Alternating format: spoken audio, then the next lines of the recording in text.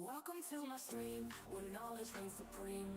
Calm and collected, Fixerbot I'm Snacks. about to go live. Welcome. You know what I Stream mean. starts in Got 5 high minutes. expectations, gonna teach you something new. Learning, hacking, exploring. There's so much we can do. Feel the excitement as we dive into uncharted lands. New discoveries await in this digital wonderland. Together we'll unravel the secrets, unlock the code. No limits, no boundaries, no knowledge will explode. Welcome to my stream, where the fire of knowledge burns bright. Chat with me, let's embark on this journey of delight. From the basics to superpowers, we'll learn and grow. In this stream of knowledge, together we'll grow. T-minus 4 minutes.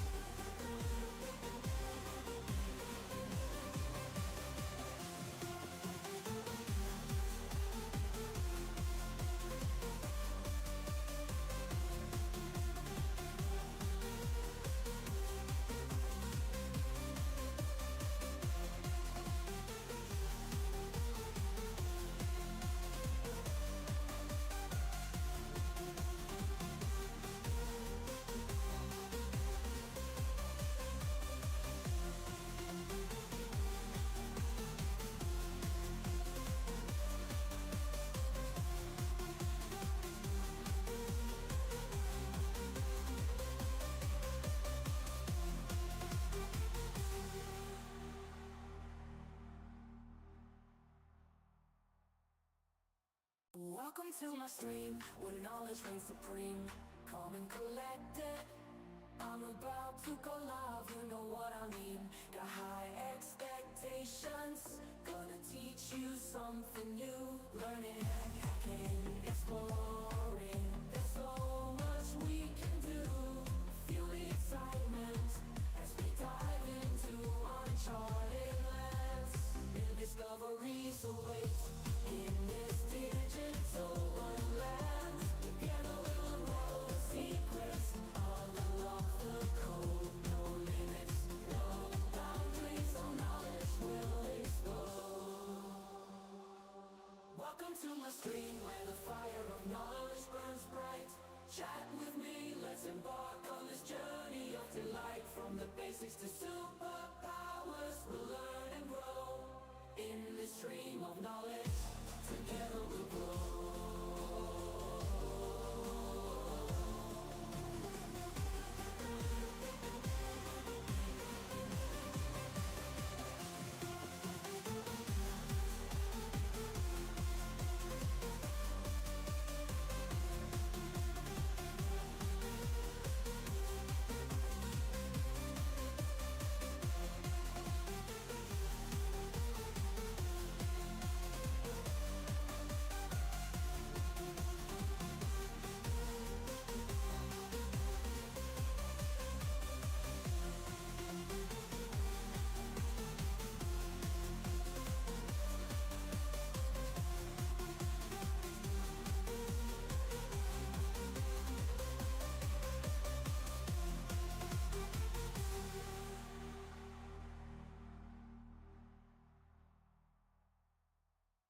Welcome to my stream, where knowledge reigns supreme.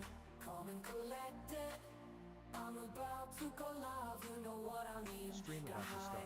1 minute left. expectations, gonna teach you something new. Learning, hacking, exploring. There's so much we can do. Feel the excitement as we dive into uncharted lands. New discoveries await in this digital wonderland. Together we'll unravel the secrets, unlock the code. No limits, no boundaries, no knowledge will explode. Welcome to my stream, where the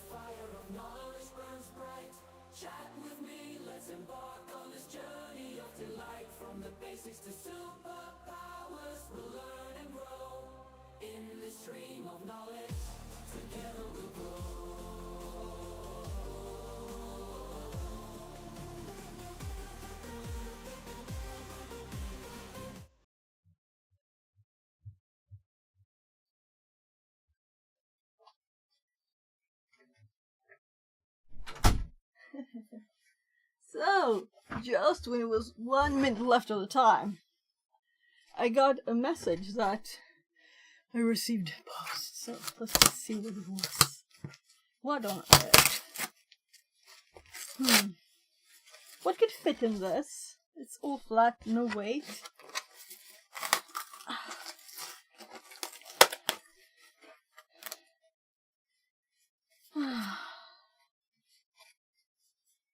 So, I looks like I'm in pain. My shoulders. It's been good for like forever. Maybe I did some too much cleaning yesterday. This is where we get the soldering tab finally. And I'm not gonna do soldering today. Oh gosh. Damn thing. So I just before now I took pain pill, see if it helps. This is great. So a new tip for my soldering iron. So this is great. But now we're going to focus on Advent of Cyber actually, and we'll see if I can. Maybe I should like stretch some. I don't know what happened really. So I can move my shoulders. Just painful on the left side. But it's not as bad as it was. So maybe it's just that I slept bad, you know, like.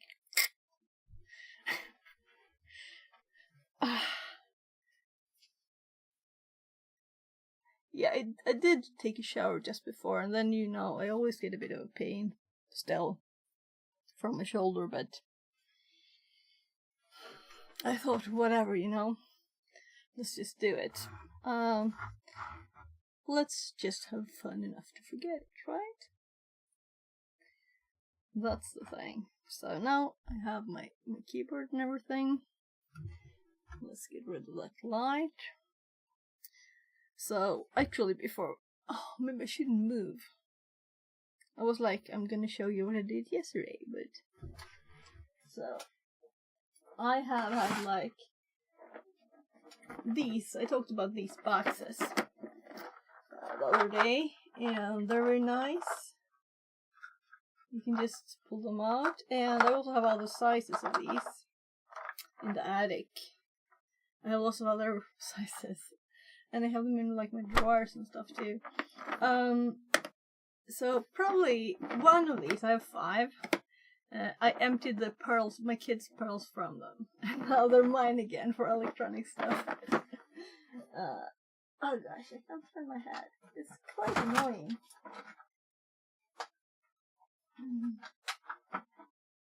Let's see.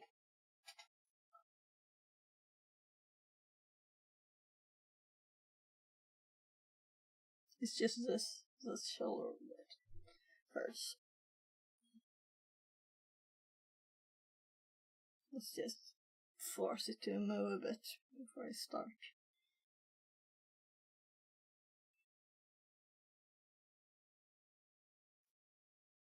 Yeah, it's just some pain. Let's ignore. So now at least I have like moved a bit. So, yeah. So I'm behind. I'm on day 40. So I actually did all of these like the day after. Then we started doing some electronic stuff and other like fixing a lot of stuff, cleaning up. And lately I haven't been streaming during Christmas, and I've also been fixing my mom's phone. She dropped it in the toilet and stuff like that. So I've had to do a lot of other things. So back to streaming now, hopefully. And still my whole family is home, so I'm planning to go to the store with the kids in 2.5 hours. So, yeah. By the way, let's actually... No, it's all zoomed out. So, because I wanted to show the shirt. I'm all dressed for the occasion here. So let's see if I have something to sit on. Make it a little bit higher. Because I want the shirt. Let's see.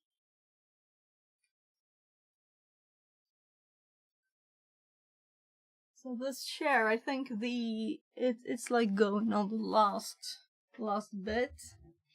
But I actually need to get a new chair soon. Also, the fabric is starting to, where you have your legs, it's starting to go thin. So I'll probably have to get a new office chair soon. Maybe I should get a gaming chair instead of an office chair. What do you think? So let's get started with today's, or rather, it's the 27th. Let's do day 14.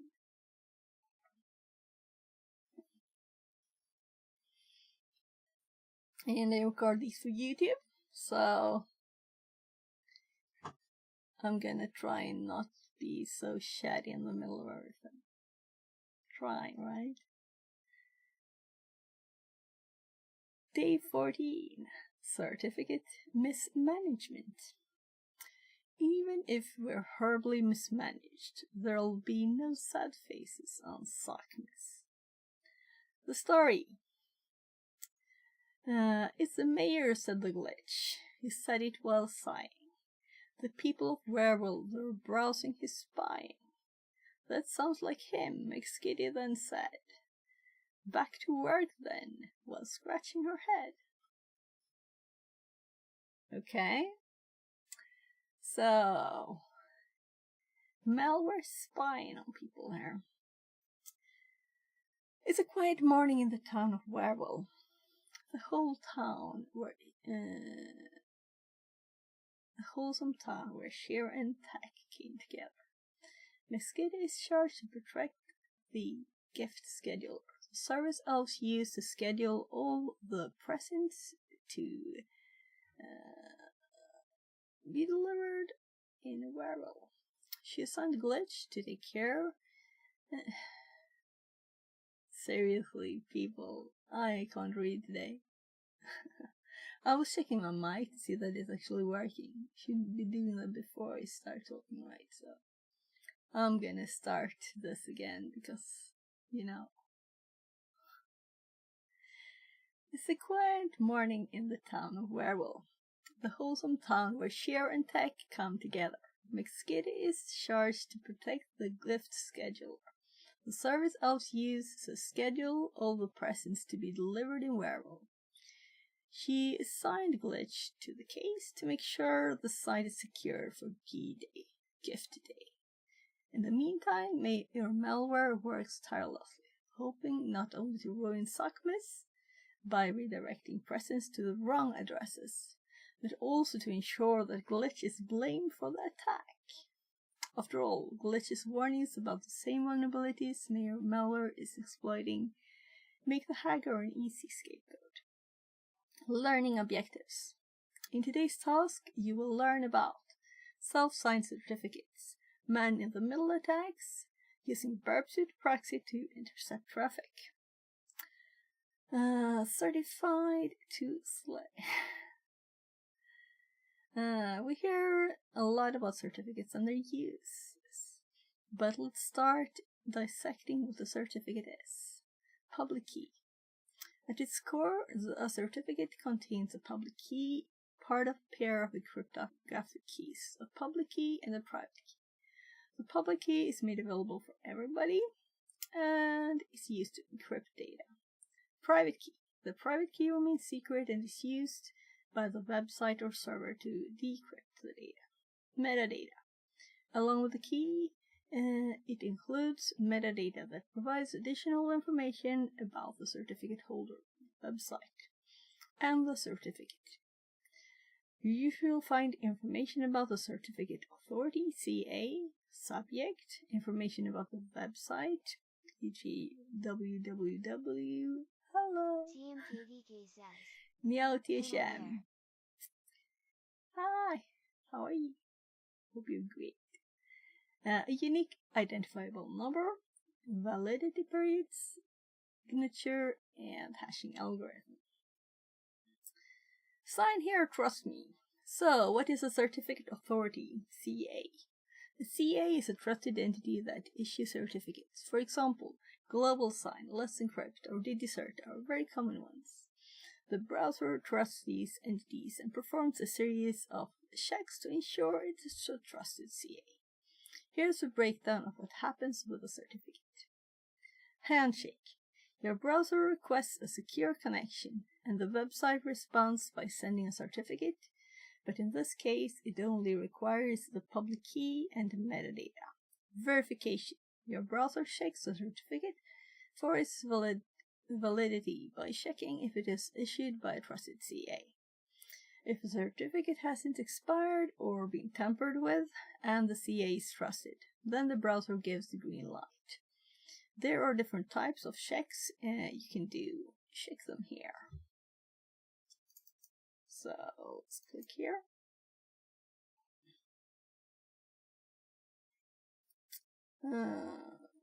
So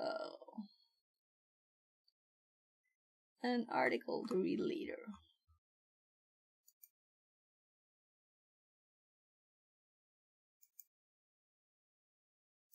I just thought I have to start my video. So, key exchange. The browser uses the public key to encrypt a session key, which encrypts all communication between the browser and the website. Decryption. The website server uses a private key to decrypt the session key, which is symmetric. And now that both the browser and the website share a secret key, the session key, we have established a secure encrypted communication. Ever wonder what makes HTTPS secure? Thanks to certificate, we can now have authentication, encryption, and data integrity. Self-signed certificate versus trusted CA certificates. The process of acquiring a certificate with a CA is long. You create a certificate and send it to a CA to sign it for you. If you don't have tools and automation in place, this process can take weeks. Self-signed certificates are signed by an entity, usually the same one that authenticates. For example, Wherewell owns the gift scheduler site, and if they create a certificate and sign it with Wherewell as a CA, it becomes a self-signed certificate. Browsers generally do not trust self-signed certificates because there is no third-party verification. The browser has no way of knowing if the certificate is authentic or not, or if it's being used for malicious purposes, like man-in-the-middle attack. Trusted CA certificates, on the other hand, are verified by a CA, which acts as a trusted third party to confirm the website's identity. CA-issued certificates sometimes take a long time. If you want to test a development environment, it can make more sense to use self-signed certificates. Ideally, this is an internal air-gapped environment with no connection to the public internet. Otherwise, it defeats the purpose of certificate. The entire system of secure communication relies on the fact that both parties, the browser and the server, can trust the data being exchanged, and that no one in the middle can intercept or modify it without detection. Connecting to the machine. So, we have AttackBox and VM today. So, let's accept that and move on. To reproduce Mayor Malware's attack, click the Start Machine button to deploy our target VM as the gift scheduler server running. Then click Start AttackBox button at the top of the page to start the machine from which we, along with Mayor Malware, will attack the website. The AttackBox machine will start in split view. So let's just click start the text box there. So, and I know there's a file in this that we need, and so I think it's easiest just to go with it. So as soon as this is started, we will go full screen on this and move it over to the other screen. I'm also curious to know if stuff will keep crashing now when we pass the 24th. How many people are currently actually on here? 140,597. Quite a few people doing the Advent of Cyber. And it's kind of slow. So here's where we're reading. Let's just continue. Actually, I think I will just wait. Oh, yes, how are you? TMK.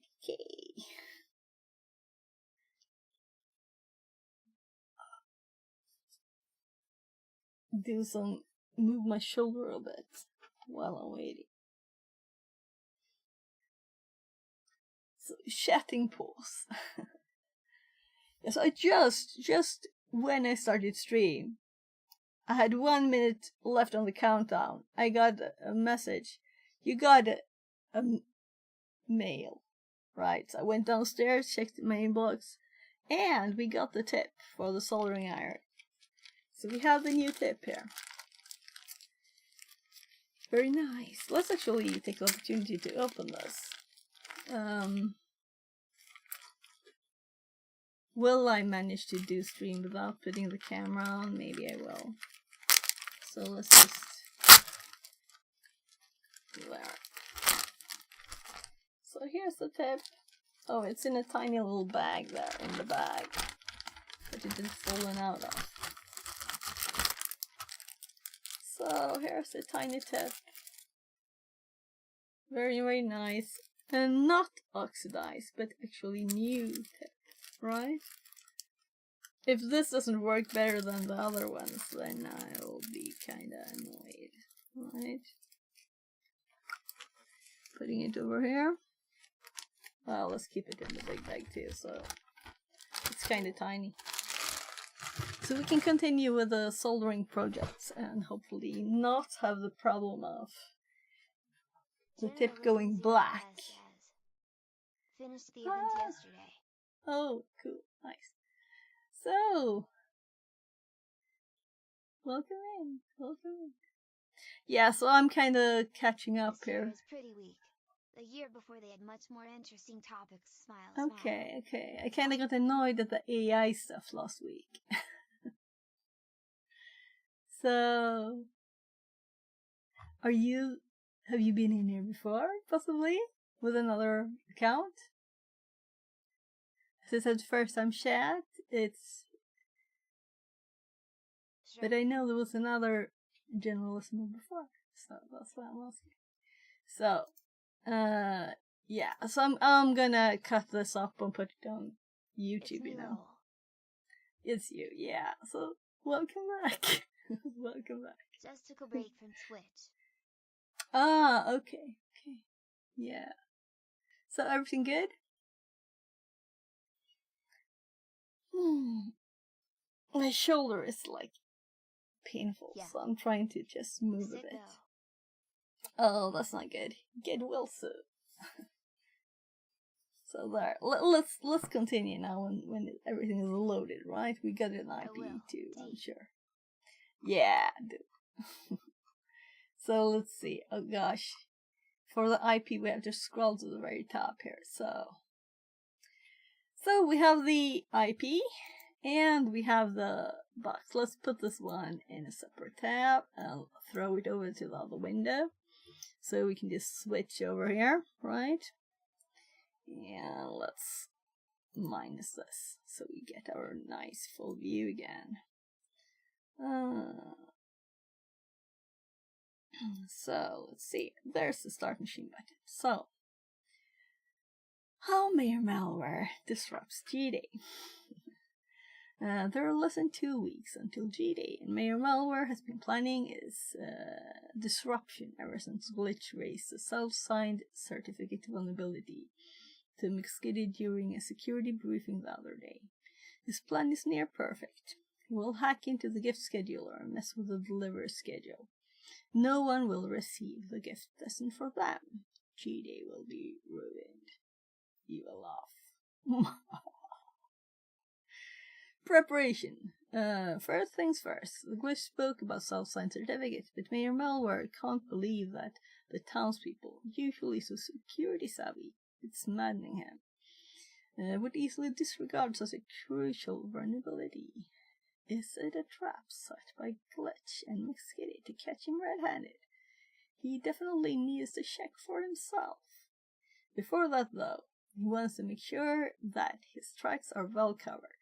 To prevent any DNA slugs from alarming his enemies, he will resolve the gift scheduler FQDN locally on his machine.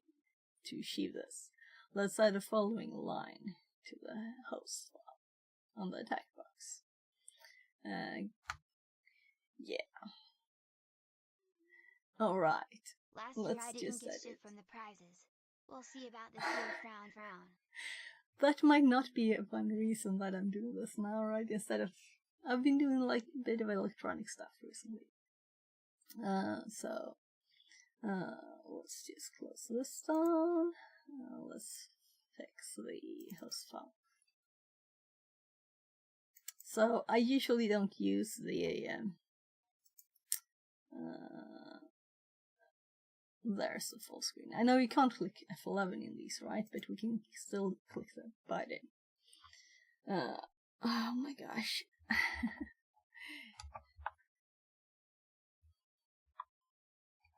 So my shoulder is a bit off still. So space might be good too, right? And spelling. So let's paste the no, right. Right, this is why we don't like this. So I'm just copying the IP here. So copy.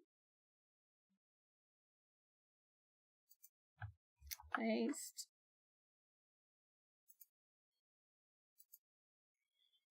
And let me paste it. I should have typed instead. There's no reason really why not to type it. Gift scheduler.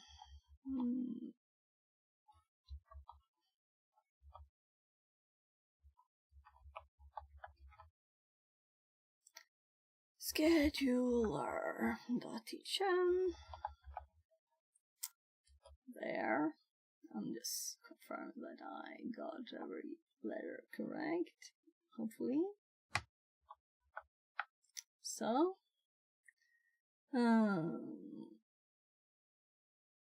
Yeah, they echoed it into the host file. I like editing it instead.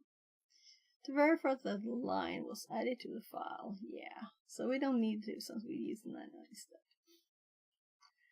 Now, Mayor Malware can navigate to the gift scheduler website without leaving a trace on Werewolf's DNS logs. Let's open the Firefox browser and navigate to HTTPS gift scheduler TSHAM. We'll be presented with the following warning message. Yeah, so this is a good excuse to put it there manually, right?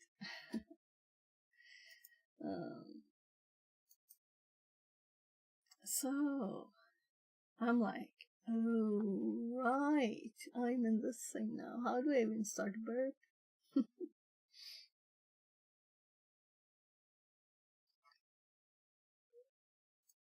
So we're supposed to type gift.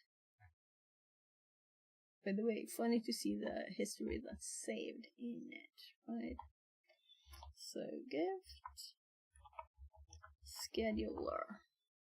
So did you learn a lot from this? General Smo, did you learn a lot? Because there are a lot of like No. things.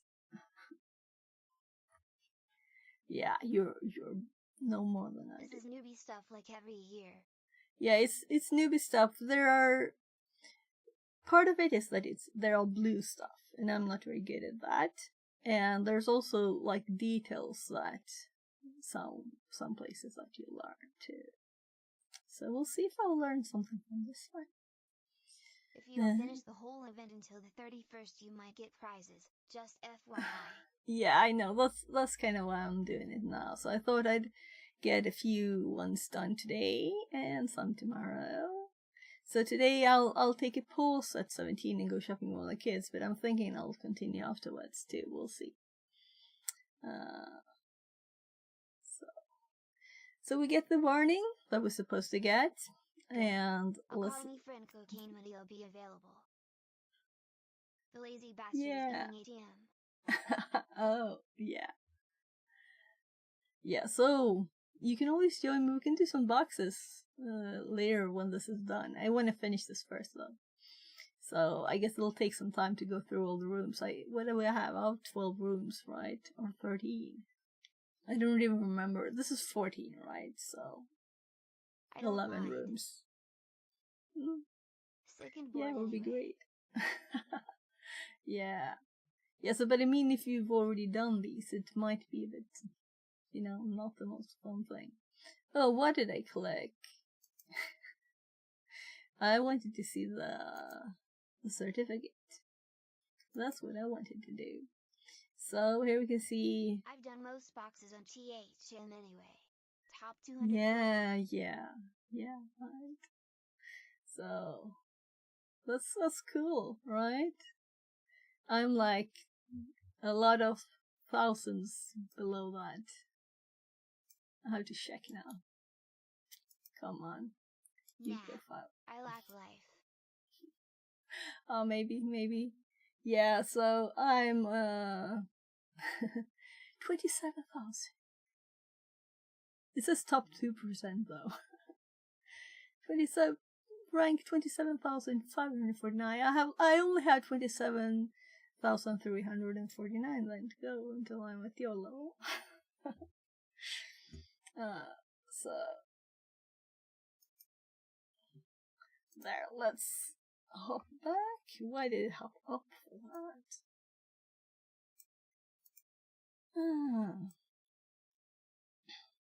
Let's hop back here. So, right, we can see here that we have they click also view certificate and accept the risk. And I know that there's a question because I actually started doing this one, but I couldn't do it all. So I'm starting from the top of this one. So let's go here. Click on view certificate link marked with 1 in the screenshot above. The new tab opens with certificate details. Mere malware can't believe us like. This is evidence that the glitch was speaking the truth. On THM. Alright. Yeah, thanks. I actually haven't done any of that. Should I just do it now? I don't even know where to. Oh, where do I do that? It's like in the dashboard, maybe. Email. Yeah, maybe it's on email. But I think you can send requests here, right? So I don't have any friends here. I should get friends. Thanks. I'll check my mail later. Haha. Translated from Tagalog. First. Yeah, you're first. Thank you. So let's see.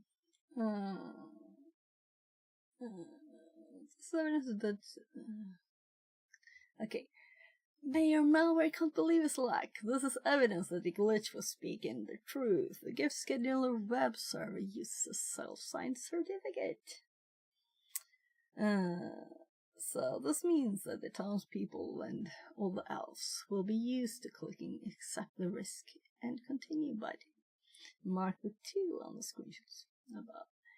To access the website,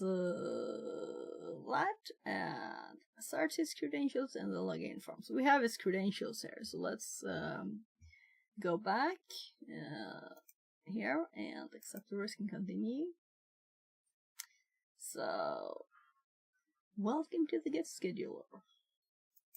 Start, and let's get, if we copy paste, it'll take more time than typing, right? So, Mayor Malware, and the password is garbage day, so not gift day. You're right, you can see when I'm typing, so they're really making it obvious, right? He doesn't like it much.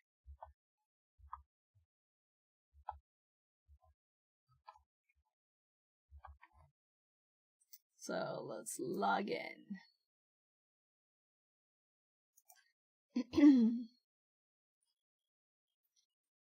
View your gift status and request new ones. What do you wish for?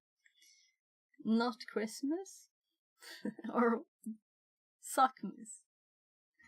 Maybe is what his wish would be, right? So, gift scheduler.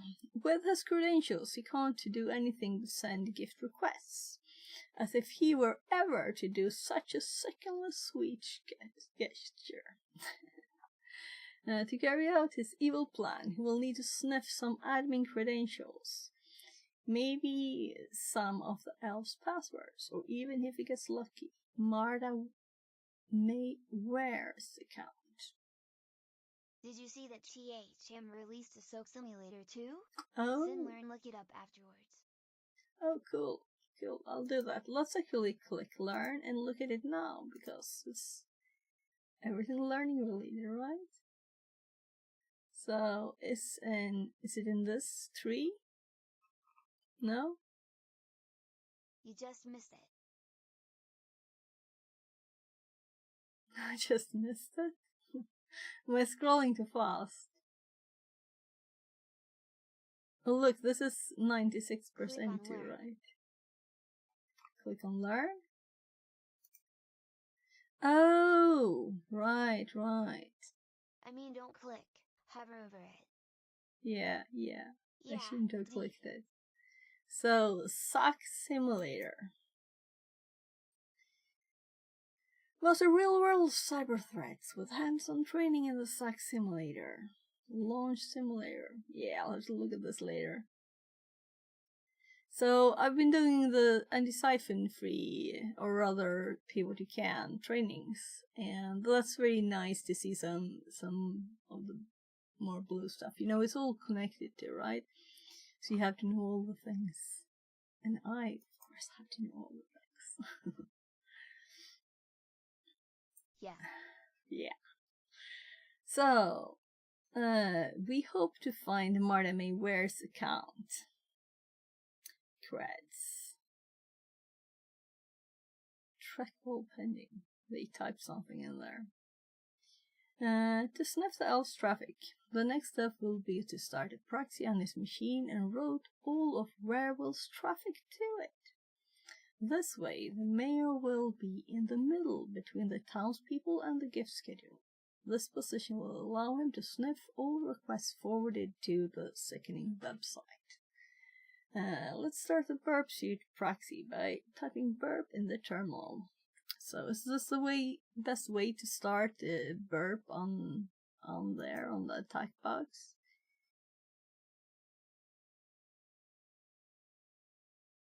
So it's possibly in here, right? There. And I think it was here too. Burp here.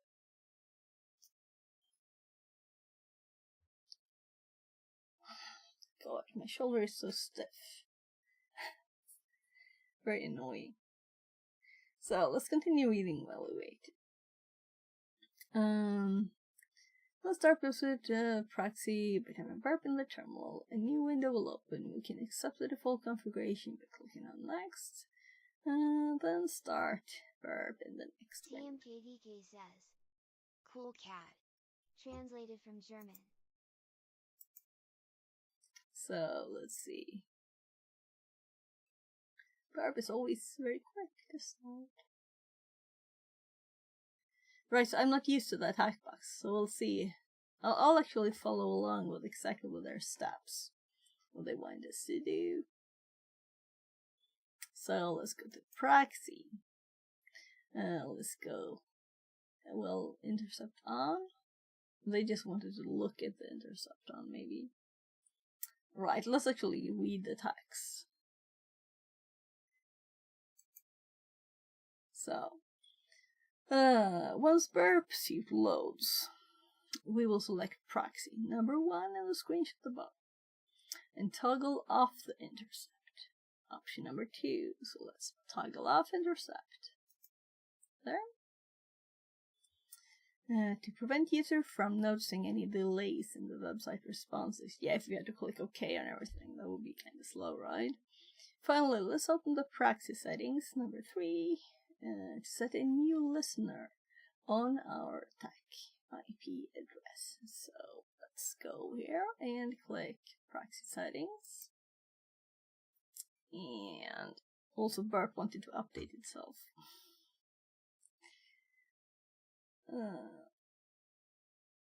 So let's go click add. And this is just because it's Firefox, you know, it keeps hopping. I'm just hoping it won't disconnect. So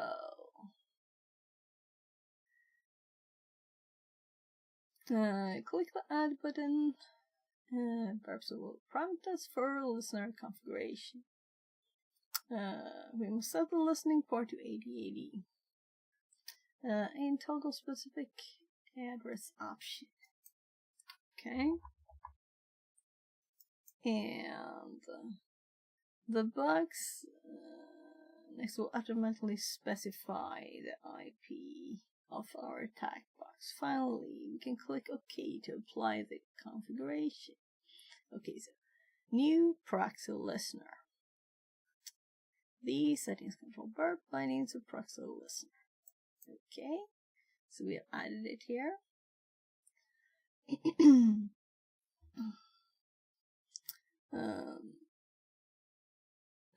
The previous settings window will be displayed, and we can see that our new listener has been added to the proxy listeners list.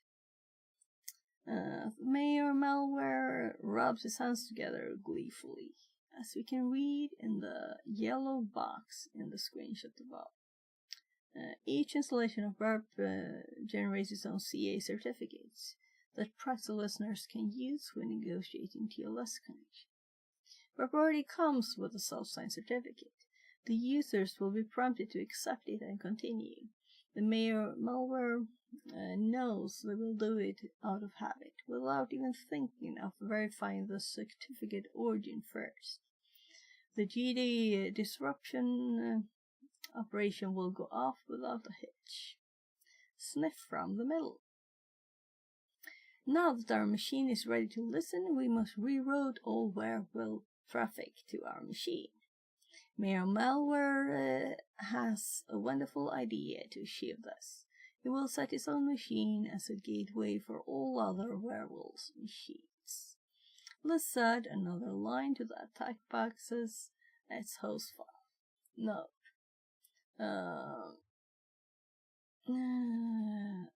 IP address in the snippet reflects our IP of our attack box, which can be found on the top of the page.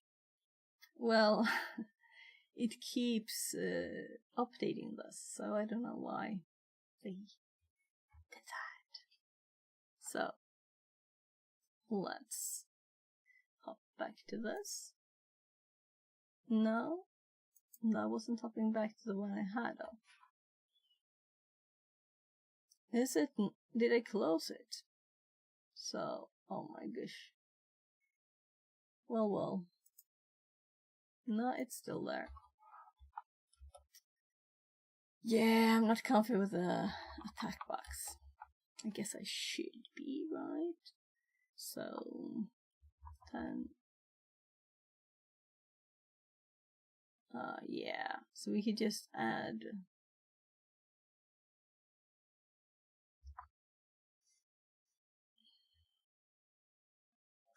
Or didn't they? Let's go up to the top.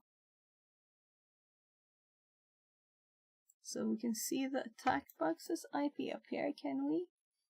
Or do they mean in the top of the attack box? Yeah, but it is the right IP already. Yeah. So it is correct. It is updated. So as you can see, this IP up here is the same, 170, 181 that it had. Dot 181.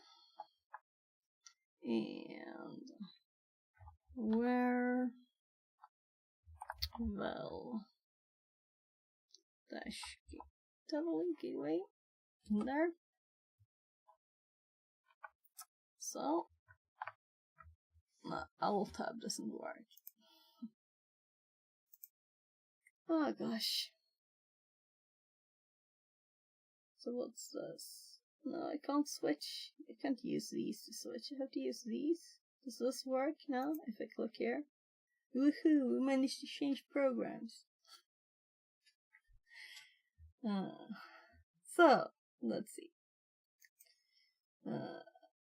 This will divert all of Werewolf's traffic, usually routed through the legitimate Werewolf gateway to Mayor Malware's machine, efficiently putting him in the middle of the requests. Note, in practice, an adversary can launch a similar attack if they can control the user's gateway, and their attack can easily succeed against websites not using properly signed certificates. This attack requires more than adding an entry to its host, however. This task aims to emulate parts of the attack. As a last step, we must start a custom script to simulate the user's requests to the gift scheduler. On the attack box, the script can be found in Root Rooms AOC 2020-40-14. If you're using your own attacking machine connected to VPN, you can download the script from here.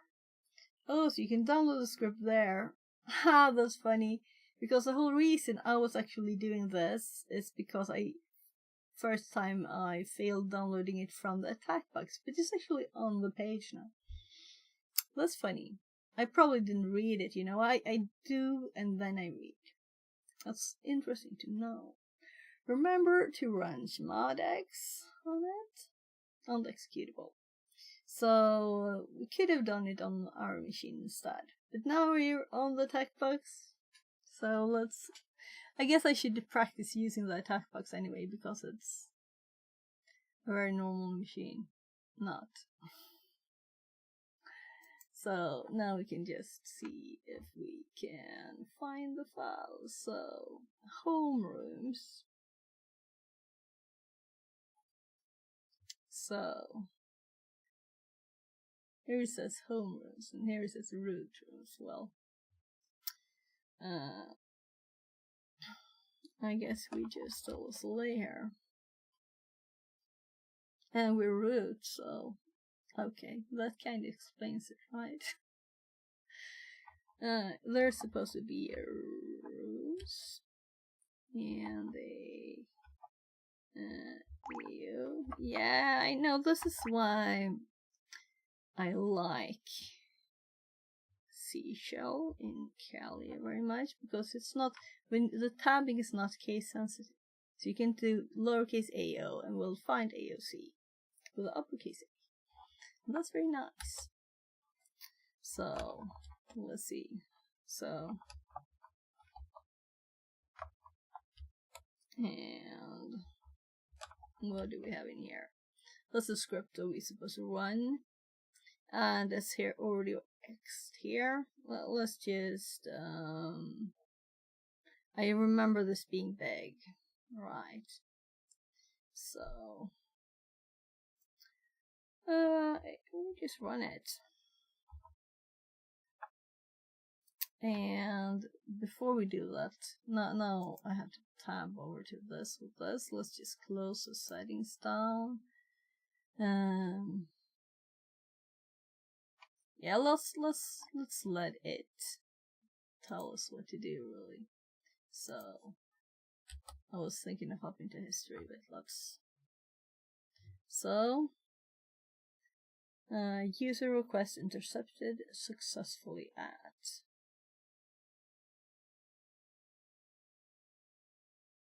So, this is doing fake lots of stuff. I was just thinking it was sending fake stuff, but it says intercepted successfully. Let's continue reading.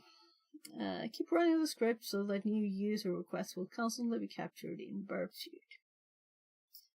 So, this is what we see. Upon the scheduler. At last, everything is in place. Mayor Malware's evil plan can finally commence. Even laugh. We can return to the open Burpsuite window and click the HTTP history tab. Yes, I should have done that bit. So, now we'll see all the history. And let's just click a... Here, we're getting username and passwords. And we wanted the special one. That one says admin. Snowball. That's a Marta malware. Holly Olly Sockmas.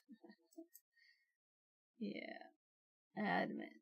So we're getting a lot of passwords and stuff here.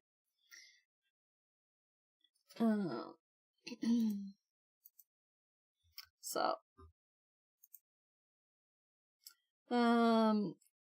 here is a triumphant gleam. There's a triumphant gleam in Mayor Malware's eyes when he stares intensely at the web requests pouring on his screen. He can finally see them, the pulse requests containing clear text credentials for the gift scheduler website.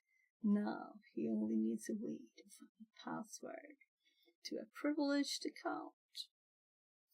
So, look inside the post request of the HTTP history. What is the password? Snowball Elf. So we're going to find Snowball Elf. It was somewhere here, right?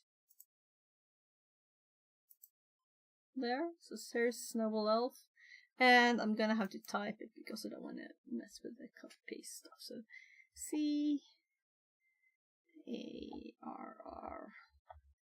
CARROTN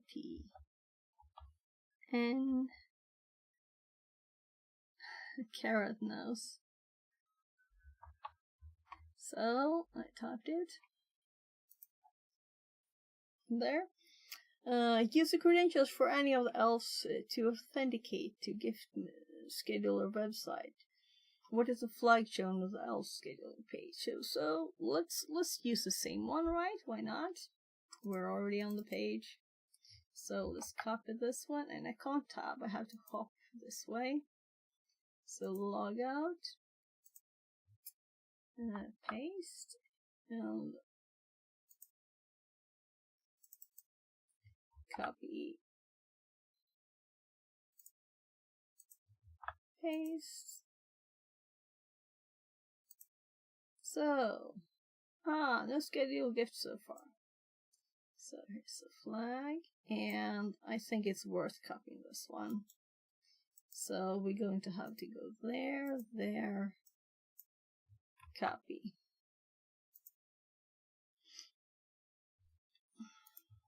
And there. What is the password for Marta May Ware's account? So let's go find that one again. So I think it was early.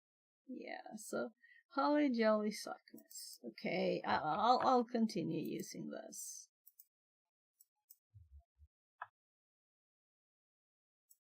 I was gonna copy it. There. Paste.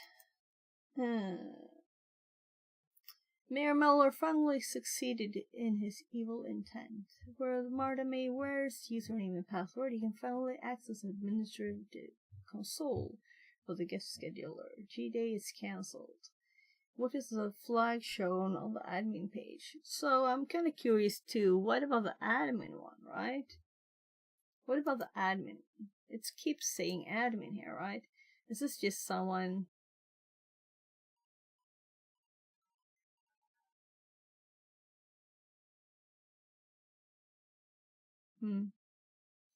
Uh,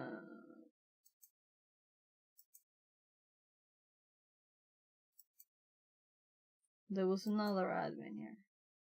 Yeah, this is a different one. So someone is just trying to log in as admin with different passwords. Okay. So let's log in as her instead. There.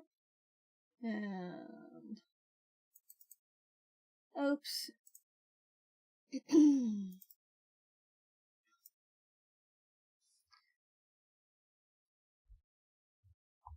Copy. Back here. Paste. Login. And how to ruin gift day. I hope they don't ruin gift day. Well, actually, now we already had Christmas, right? So, if you enjoy the task, check out the burp module that I've already done. So let's click complete on that. So, yeah, so we don't need to try those admin accounts. The take from this room is when you have self-signed certain you're in. It's more inclined for MTM attacks because you expect the browser warning in advance and think it's okay tongue. Yeah. So no serious thing would use that, right? So let's just close this one down. The attack box and I have a more important question. Yeah. What's the more important question?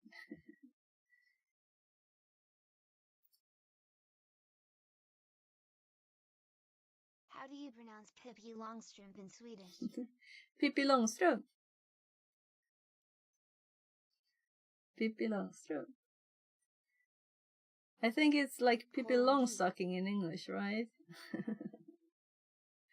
And also there's the first A in Longstrump has a ring above it. It's a different name in every language tongue. Yeah. And there's also two Pippi in Swedish. In country is Bilby. Oh. That's kind of cool that it's so international, though, right? A tiny Swedish author. Yeah. Because Pippi in my language is you're in tongue. Oh, yeah. I don't think I ever heard anyone called Pippi, though, in Sweden, so it's like an invented name. No one's called that.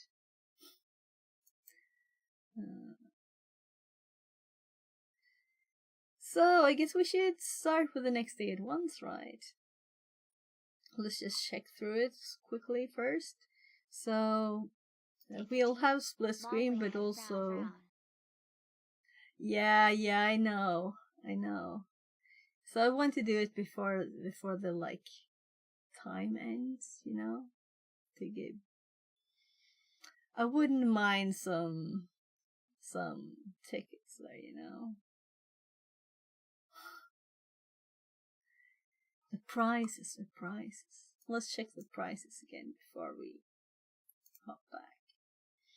So here you can win DEF CON plus accommodation. Now I will be very grateful for that. Otherwise, it won't be done. So we can always hope for this one, right? It's three, right?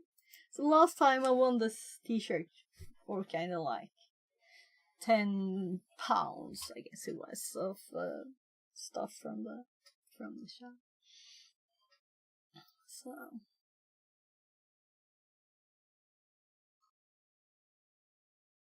yeah, this thing is all I won last time, except for the streak freezes. I've never done that. Well, I don't do the streak thing because I study other stuff too, so it wouldn't work. I would be locked to drag me. So let's just F5 the page and we'll hop to the right place, I think. It usually does. No, it didn't. Because, why? Maybe, oh, it hopped. It just was slow to load the page. So, day 15, Active Directory. Now we're blue again, right? So we have had a lot of reddies.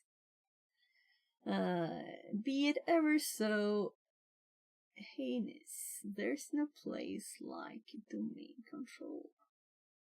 Okay. Ahead of Suckmas, the team decided to do a routine check of one of their Active Directory domain controllers. Upon some quick auditing, the team noticed something was off. Could it be the domain controller has been breached? Was sweat on their brows. The SOC team smashed the glass and hit the panic alarm. There's only one person who can save us. Learning objectives.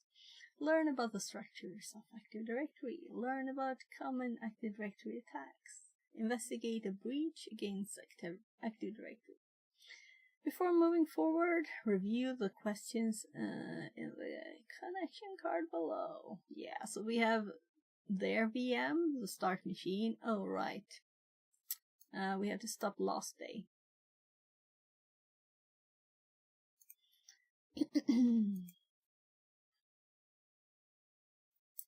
So, then we have the split screen. But we can do this. So, the start machine button is not here. Before we had a gray one, there now. We got a green one. I think I'm not alone trying to catch up on a little cyber, right?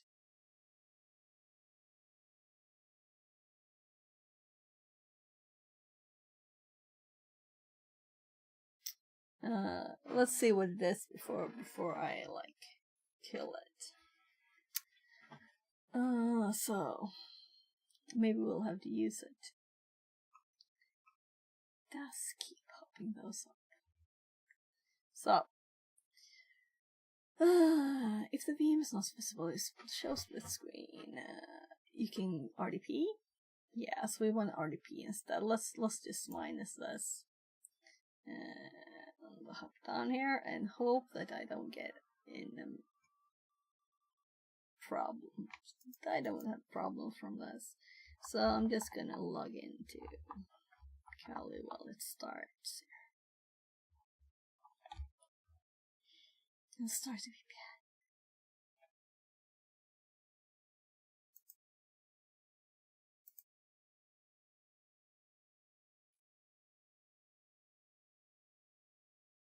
Oh my.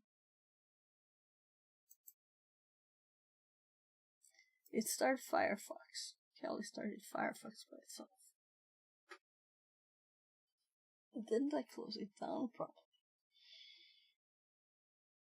Maybe I yeah, I could have just, frozen it. I usually don't do that though. So I'm just waiting for it to stall. There now.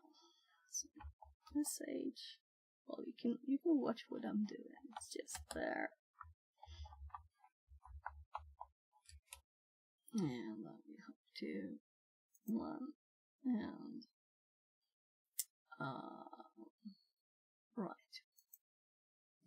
So we had the RDP cards here. Let's see what it say.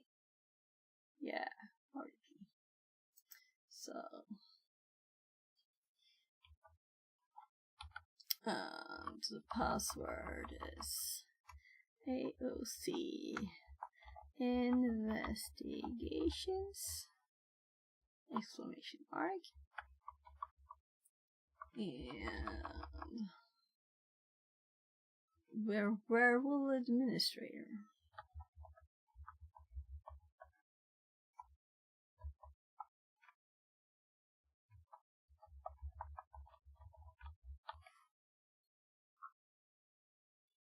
I'm thinking, can we do this without any characters? Maybe we should. Just to be sure. And we need to set the IP, of course. 241.97. And the rest are okay. So, fingers crossed. I didn't close that split screen and had to reopen it.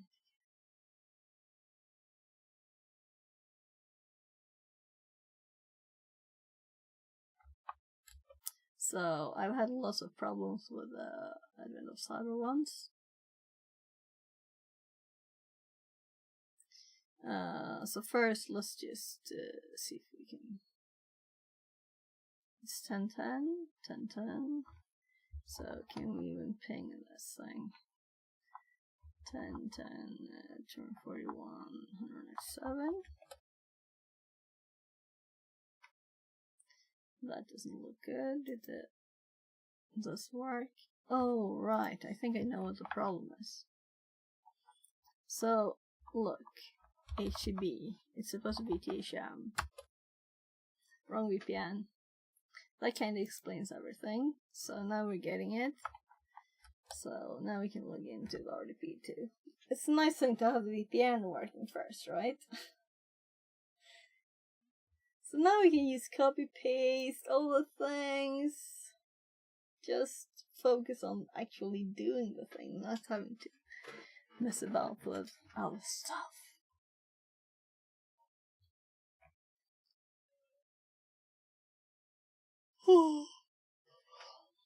So, introducing Active Directory. Before diving into Active Directory, let's actually make this a bit nicer to read, right? For everybody. I want people on phones even to be able to read this. Before diving into Active Directory, let us understand how network infrastructures can be mapped out and ensure that access to resources is well managed. This is typically done through directory services, which map and provide access to network resources without another organization. The Lightweight Directory Access Protocol, LDAP, form a core of directory services. It provides a mechanism for accessing and managing directory data to ensure that searching and retrieving information about subjects and objects, such as users, computers, and groups, is quick. Active Directory AD is therefore a directory service at the heart of the most enterprise networks that store its information about objects in a network. The associated objects can include users, individual account representing people or services, groups, collections of users or other objects, often with specific permissions, computers, machines that belong to domain governed by AD policies, printers and other resources, network accessible devices or services. The building blocks of an AD architecture include domains, logical groupings of network resources such as users, computers, and services. They serve as the main boundary for AD administration and can be identified by their domain component and domain controller name. Everything inside the domain is subject to the same security policies and permissions. Organizational units, OUs. OUs contain containers, are containers in a domain that help group object based on departments, location, or functions for easier management. Administrators can apply group policy settings to specific OUs, allowing more granular control of security settings or access permissions. First, a collection of one or more domains that share standard schema configuration and global catalog. The forest is a top-level container in AD. Trust relationships. Domain within a forest or across forests can establish trust relationships that allow users in one domain to access the resources in another, subject to permission. Yeah. Combining all these components allows to establish the distinguished name DN that the object belongs to within the AD. The structure of the name would be as follows: DN, CN, Mayor Malware, OO Management, DC Werewolf, DC TSM. Core Active Directory components. Active Directory contains several key components that allow it to provide a wide range of services. Understanding these components will give one a clear picture of how AD supports administrative and security operations. Domain controllers, DCs. Domain controllers are services that host Active Directory services. They store the AD database and handle authentication and authorization requests, such as logging in users or verifying access to resources. Thank you for the follow. Fixerbot says. New follower generalism Multiple 0S. DCs can exist within a Less than domain for redundancy. Generalism 0S says. I guess I was here with another user then. You were. It said like new user when you wrote. So you had another account on Twitch. Colon D. So thank you for the follow again.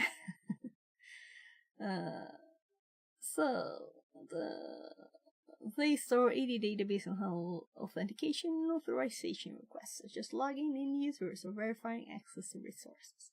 Multiple DCs can exist within a domain for redundancy. When changes are made to AD, such as adding users or updating passwords, these changes are replicated across all DCs, ensuring that the directory remains consistent. Global Catalog. The Global Catalog DC is a searchable database within AD that contains a subset of information from all objects in the directory. This allows users and services to locate objects in any domain in the forest, even in those objects that reside in different domains. LDAP, Lightweight Directory Access Protocol. AD uses this protocol to query and modify the directory. The protocol allows fast searching and retrieving of information about objects such as users, computers, or groups. Kerberos Authentication. The default authentication protocol used by AD provides secure authentication by using tickets rather than passwords. Group Policy. One of Active Directory's most powerful features is Group Policy, which allows administrators to enforce policies across the domain. Group policies can be applied to users on computers to enforce password policies, software deployment, firewall settings, and more.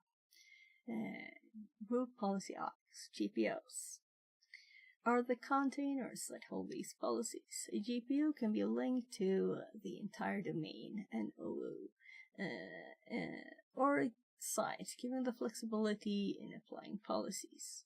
Let us say that McSkitty wants to ensure that all users within Werewolf SOC follow strict password policy, enforcing minimum password length and complexity rules. Here is how it would be done. Using the Run window, open Group Policy Management from your server by typing gpmc.msc. Right-click in your domain and select Create a GPO in this domain and link it here. Name the new GPO Password Policy. So let's actually start doing the things we read, right? So I used to work with AD, making like login script and all those stuff.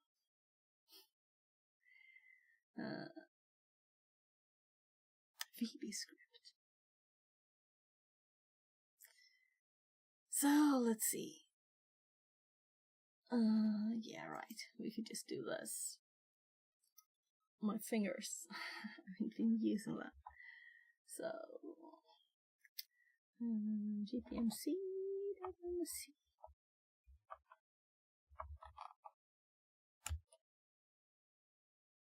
Minecraft, come on. Do I have to click it?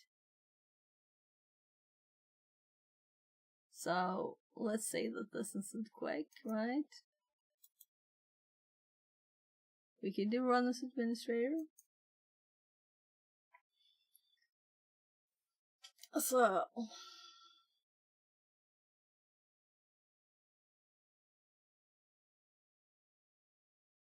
no thing.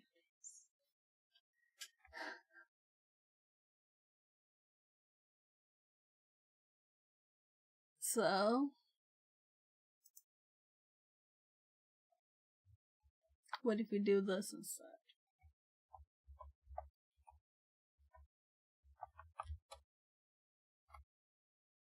There. So don't trust the search. So let's see what we have. We have Werewolf Teacher. For the first time we get to see with me. So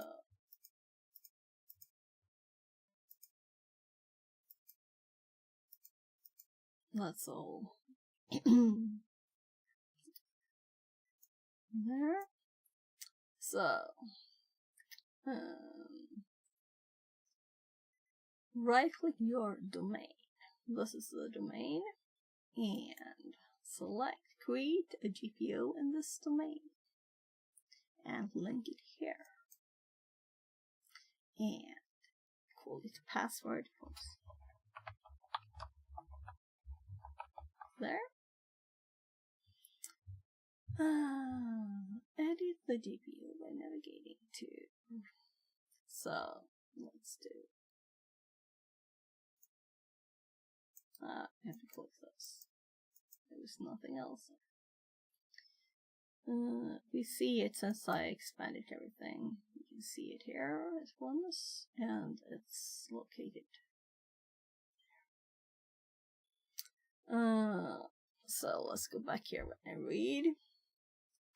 Edit the GPU by navigating to configure the following setting: minimum password length, enforced password history, maximum password age. Password must meet complexity requirements. So once upon a time I set these things for you.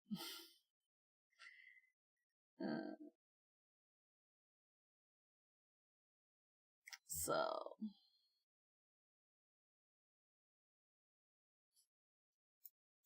oh my.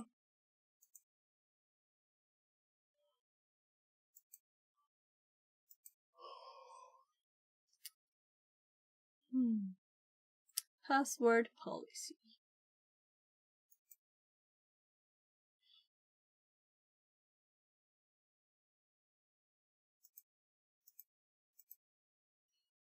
Here we have Xyloflake domain says, admins. hello.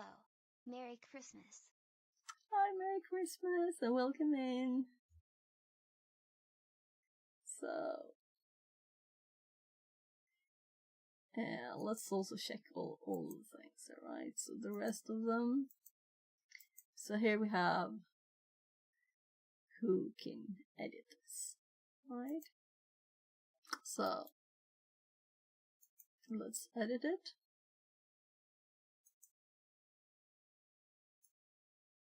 And user. It doesn't say where they are. I have to go in myself. Oh, it's actually on computer configuration. It does say. Does it? Yeah. Oopsie. Security settings. I'd imagine password settings was on user, but it's on computer?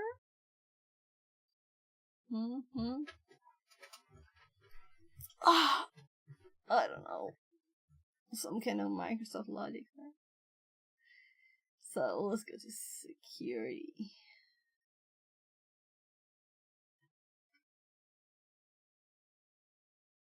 I was already in there. I was already in security settings. Sorry. Account policies, of course. Here we have password. policy. So, minimum password length. Here, this is supposed to be 12 characters. So, and then enforce password history. And set this to 10.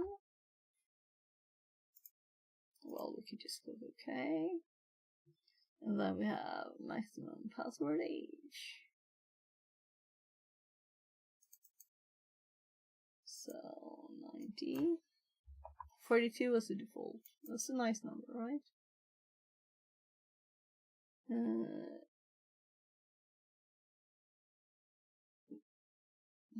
It's now the setting for the following items will be changed. Okay.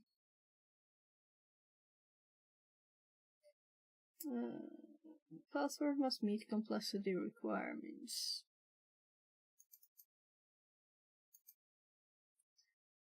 Enabled. I'm like, could that even be disabled? But the default was not to set it. Yeah. It was a few years since I looked at this. This is like, really? Click OK, then link this GPO to the domain or specific host you want to target. As we did it this way, it's already linked. This policy will now be applied across the domain, ensuring all users meet these password requirements. Yeah. Common Active Directory attacks. So it's good that I did this because it was long ago, you know? So it's always good to repeat stuff you haven't done in some time. Common Active Directory attacks. Yeah, I should set up a lab ID, really. The mess is only to have, you know, licensing stuff, right? Common Active Directory attacks. Adversaries are always looking for ways to breach and exploit Active Directory environments to destabilize and cause havoc to organizations. Working with Glitch to secure SACMUS requires us to know common attacks and their mitigation measures. Golden Ticket Attack. A Golden Ticket Attack allows attackers to exploit the Kerberos protocol and impersonate any account on the ED by forging a ticket-granting ticket TGT. By compromising the GRB TGT account and using the password hash, the attacker gains complete control over the domain for as long as the forged ticket remains valid. The attack requires 4 critical pieces of information to be successful. Fully qualified domain, FQDN of the domain, SID of the domain, username and an account to impersonate, a KRB TGT account password hash.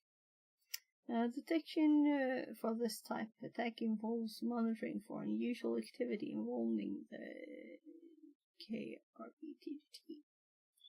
So, this is the new bit here, really, right? These event IDs are nice to know in case you need to protect your environment. And it would be kind of fun to set up this in a lab so that when you test this, you get information about it, right? So, detection for this type of attacks. So we have event ID 4768, look for TGT requests for high privilege accounts. So specific for high privilege accounts, or do we have to set stuff? We'll see.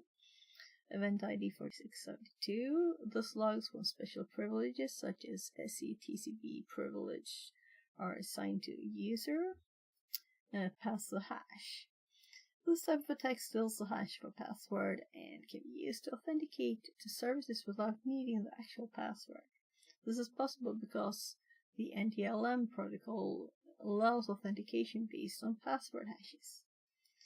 Key ways to mitigate this attack are enforcing strong password policies, conducting regular audits on account privileges, and implementing multi-factor authentication across the domain. Kerberos is an attack targeting Kerberos, in which the attacker requests service tickets for accounts with service principal name SPNs, extracts the tickets and password hashes, and then attempts to crack them offline to retrieve the plaintext password. Mitigation for this attack involves ensuring that the service accounts are secured with strong passwords, and therefore implementing secure policies across the AD would be the defense. Pause the ticket. Pause the ticket attack. Attackers steal Kerberos tickets from a compromised machine, use them to authenticate as the user or service whose ticket was stolen. This attack can be detected through monitoring for suspicious logins using event ID 4768. 4768. TDT requests, especially if a user is logging in from unusual locations or devices. Additionally, event ID 4627 successful login will reveal tickets being used for authentication. Malicious GPOs.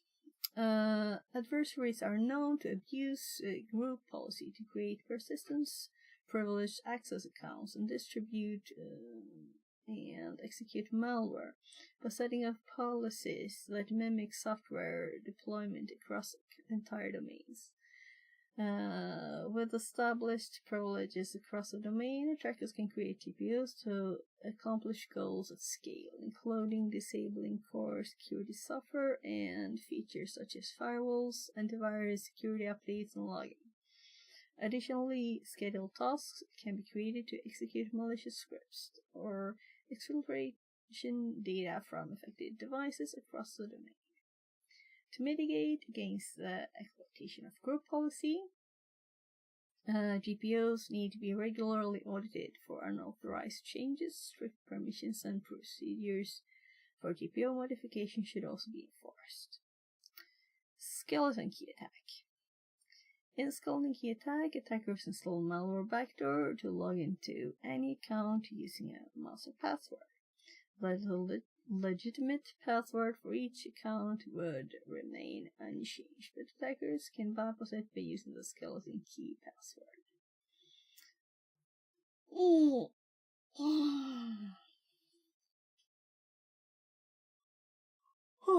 Investigating an Active Directory breach. Group policy. As previously discussed in this task, group policy is a means to distribute configurations and policies to enrolled devices in a domain. For attackers, group policy is a lucrative means of spreading malicious scripts to multiple devices. Reviewing group policy objects, GPOs, is a great investigation step. In this section, we will use PowerShell to audit our GPOs. First, we can use the get GPO command to list all GPOs installed in the domain controller. So let's do this. So just takes me back to when I was making like scripts, running scripts. I also had like template package installation and stuff, VBA stuff, even. Long ago. So let's look at the pretty background. So I guess we shouldn't use this, but rather do this. And no. Let's do this and try again, because this is now I'm curious. Whatever. Yeah, it worked. It worked.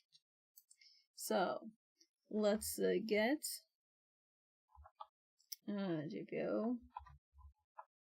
Oh no. I've got a keyboard problem. Where is it?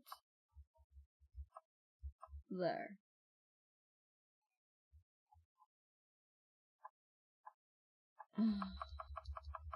I was tapping.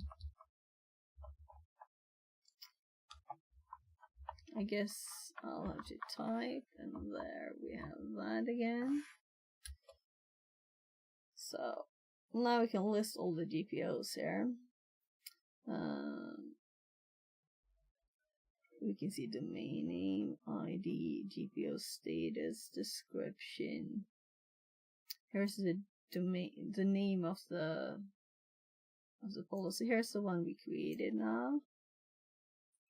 Then we have default domain controllers policy, malicious GPO, glitch malware persistence. So I would assume that an actual attacker would not call it thus, but thus, right? Malicious GPO to add backdoor user on all domain German machines. Yeah. So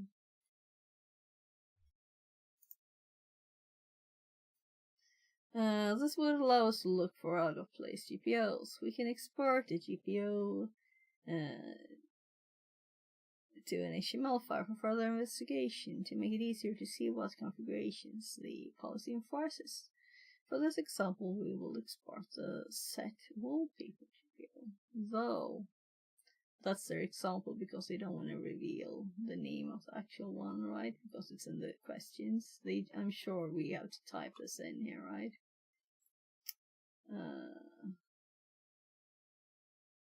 Use the security tab of the event viewer to answer questions 1 and 2. Oh, that's nice of them.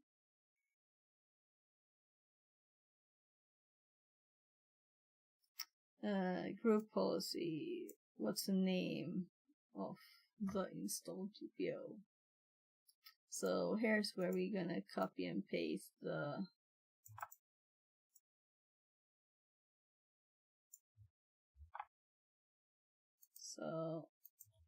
there. I was sure this name was in here, so there it was. Let's scroll back up.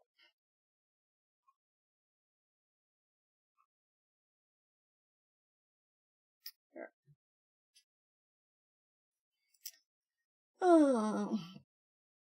So what we want to do is not to do a GPO report on set wallpaper. We want to do it on this one instead, right? Please note that this is a demonstration GPO. It isn't present in the practical machine. Yeah. So, the report type HTML path. So, let's just run this command. And now we have, we're RDPing, we're not using the split screen thingy. So we can actually just copy stuff, which is nice. So we're going to have to change the name, of course, to this thing. And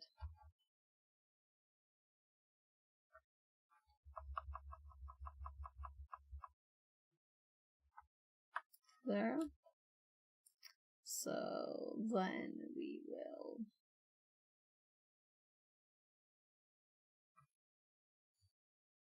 let's actually use the graphical stuff to go to the path we were in. So C drive, users, administrator, and we put it on the name set wallpaper. Sure.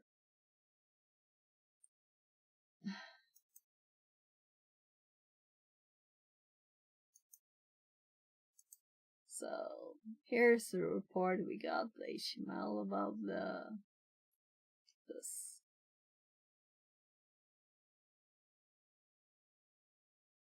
No settings defined.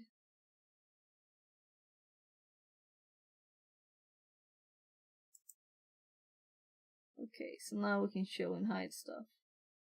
I regret clicking that button because now I had to click all the shows. Let's show all. So it doesn't do anything.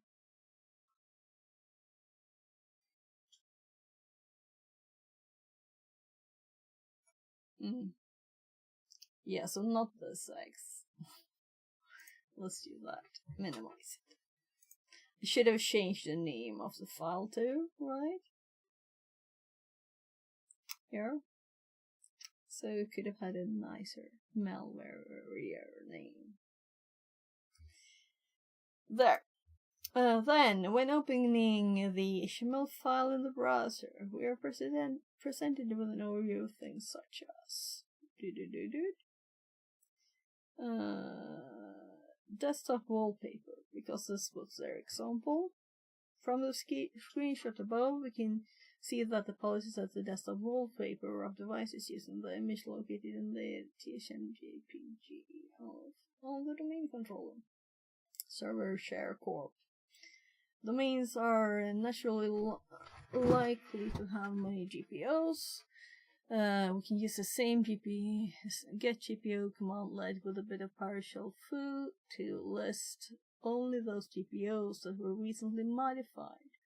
This is a handy snippet because it might italicize policies that were recently modified, perhaps by an attacker. So, modification time. Select object display name. Dot modification time. Where object is what? So it just lists the modification time, it doesn't compare it to anything. So of course we have to run this too.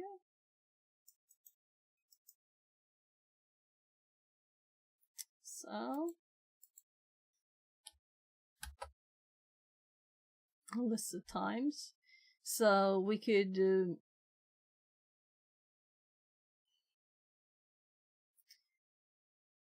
sort these two, right?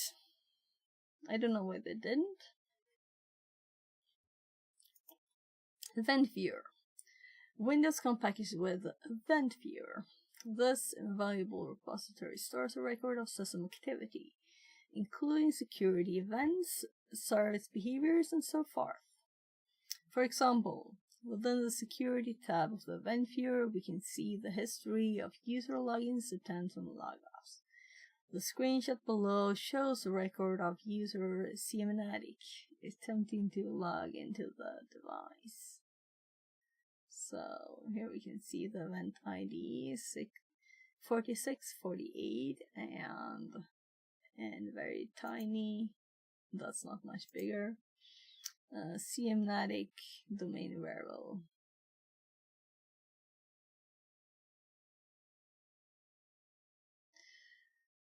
All categories of events are given an event ID. The table below provides notable event IDs for today's task. So, a user account is logged on. And I remember there was been a question about that, right? So, 4625 failed to log on. 4632, special privileges has been assigned to a user. 4768, TGT ticket requested for high privileged account. User auditing. User accounts are valuable and often just checking time here. What time is it? There. We have another hour.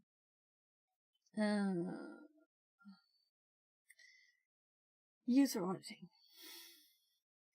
User accounts are valuable and often successful method of attack. You can use Event Viewer IDs to review user events and PowerShell to audit their status. Attack methods such as password spraying will eventually result in user accounts being locked out, depending on domain controller's lockout policy. To view all locked account, you can use a search AD account commandlet, applying some filters to show information such as the last time the user had successfully logged in. Search AD account locked out. Select object name, some account name locked out, last login date distinguishing. So let's run it at once, right? See if this simple thing works. We had the delayed bar there, so there was nothing. Additionally, a great way to quickly review the user account present on the domain, as well as group membership, is by using the get 80 user command list demonstrated below. So let's get this whole line too. Member of, groups, some accounting name, and select object, then get 80 user filter star properties member of. So I don't think it's very logical, PowerShell. So these we should put in the notes, but I'm not gonna do it now because I wanna just run through these. I'm just gonna make notes and these for now. But I remember this, right? We have a source of these commands if we need to search for these. So we have a backdoor account here.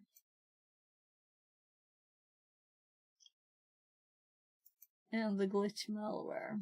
That was kind of like, obviously, it's backdoor is not good enough. We need to mention glitch, otherwise no one will think it was glitch, right? So, yeah. Reviewing PowerShell history and logs, like PowerShell like Bash and Linux, keep a history of commands and put it into a session. Reviewing these can be a fantastic way to see recent actions taken by a user account on the machine. When a Windows server this history file is set, console host history. You can use the built-in notepad on Windows or your favorite text editor to review the PowerShell command history. So I guess we should look at it though. So let's actually copy the path and hop over to this one. And let's just run it. And we can see that these commands were us, right? And these are before us. So, nothing interesting there. Just want to see.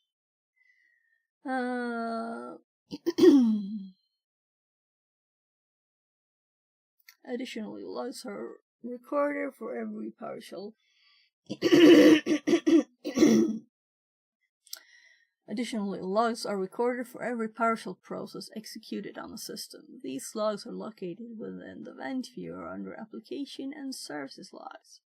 Microsoft Windows PowerShell operational or also under Application and Services logs. Windows PowerShell.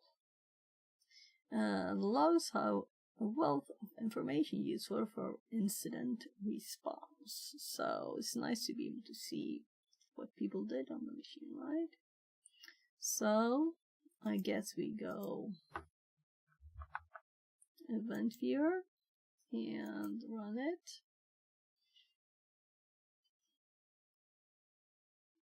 And we go application services, Microsoft Windows.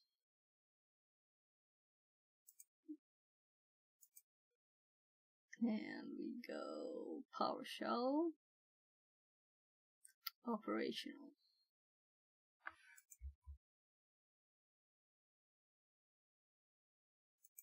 PowerShell.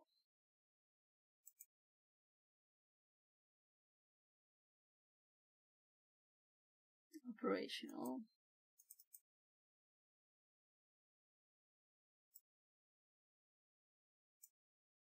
So let's see, what time is it now?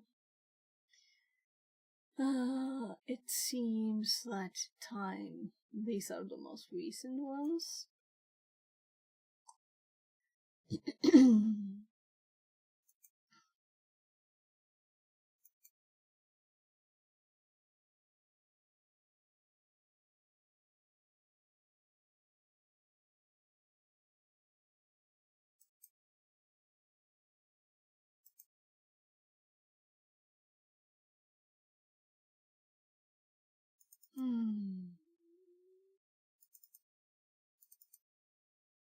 And like, what?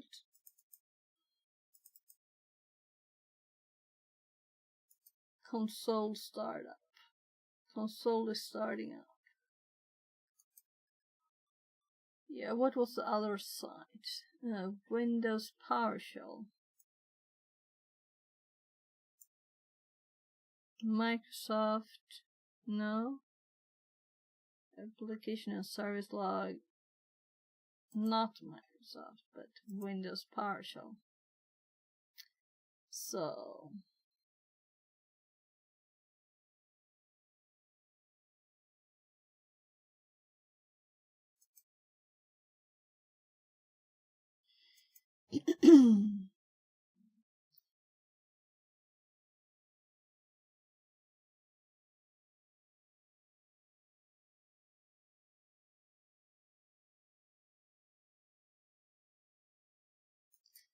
so that was 5 minutes ago.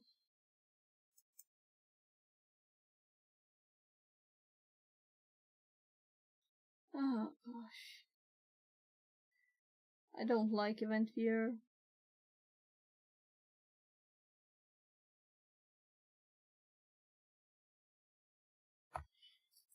So,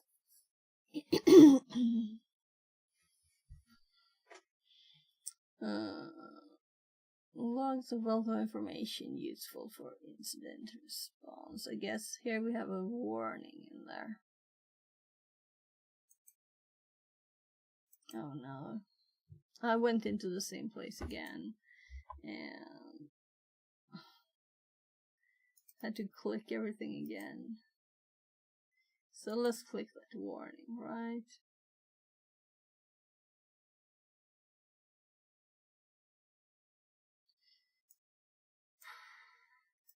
So, can I double click this? Yeah. But I can't make this bigger without dragging it.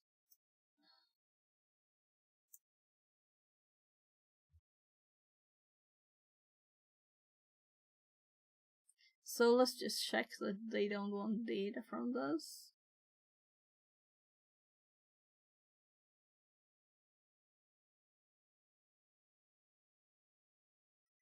Look in the partial log file located in... Okay, that's not here.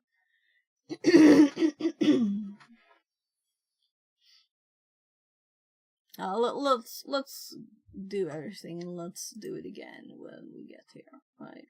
So I think we were at the end here anyway. Yeah, we're here now. So your task for today is to investigate where Will Suckmas acted directory controller for a suspected breach. Answer the questions below to confirm the details of the breach. Use the security tab in Event Viewer to answer questions 1 and 2. So let's go back here. Let's close that one. And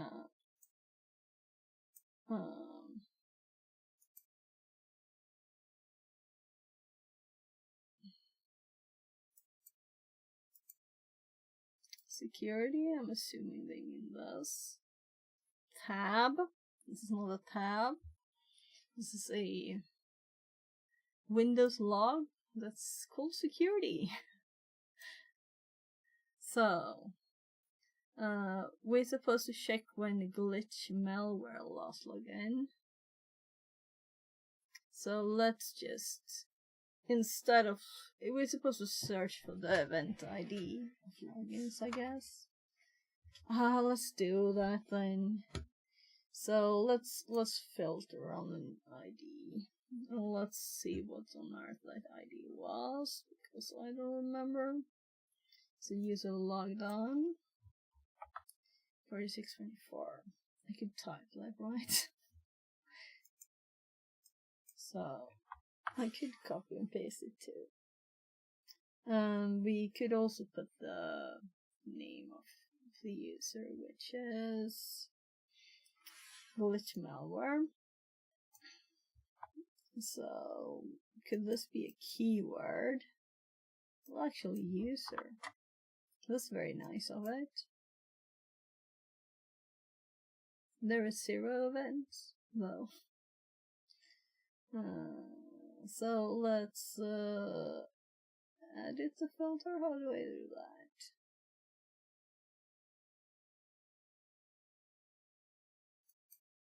That's very annoying. So do I have to clear the filter and then filter it again?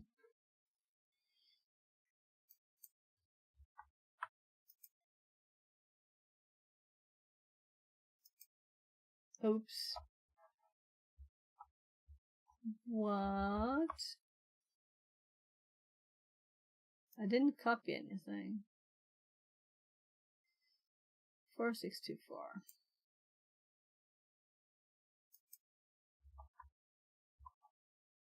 If I do this enough, I'll remember all of them, right?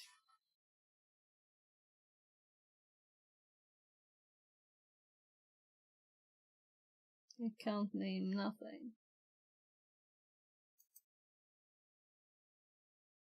This would take me forever to check through.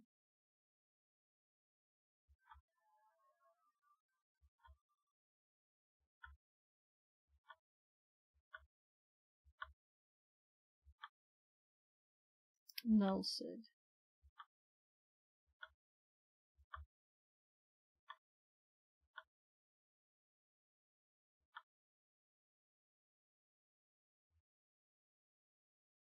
This is the 27th.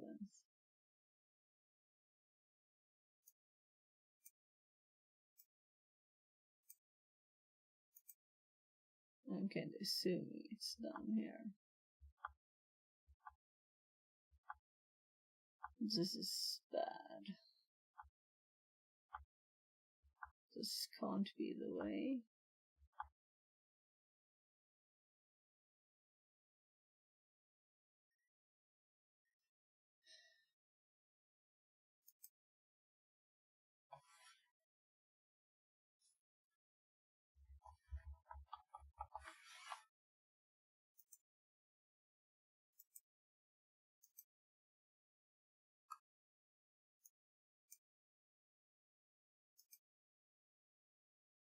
Yeah, so I thought to fill the current log again to get the details. So what if we do glitch here? Can't I type? Okay, I can't type.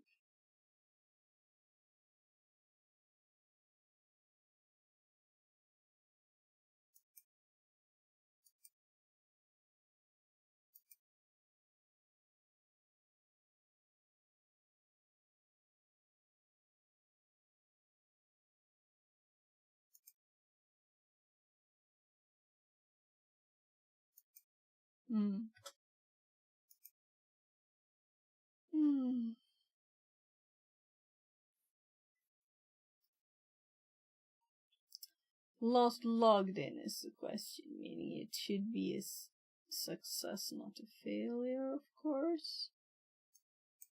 What's the next question? Let's look what the next question is.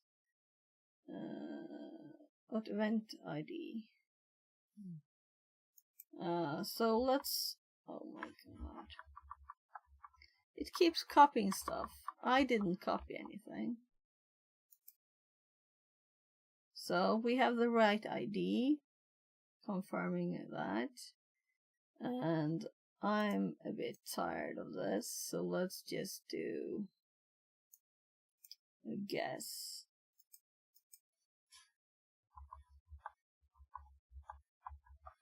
Just to see. It wasn't right. So this is the date that they have at the start here, right? So a lot of it is this date. So then we know all of these are wrong date. But it also said last login, right?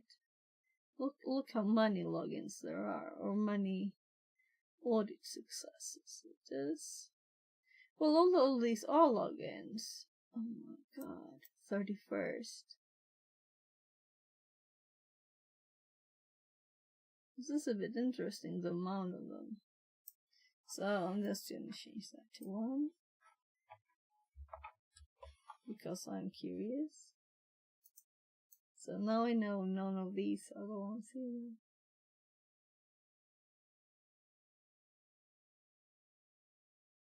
It's just 8. So let's do this instead.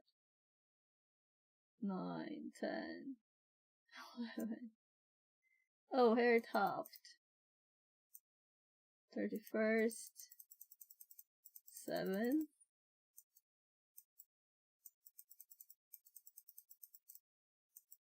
19. So the 7th, and then we have to the 19th. I'm not gonna do all days, but it would probably be quicker. Just to do it. We don't have that much logs left here. 19th.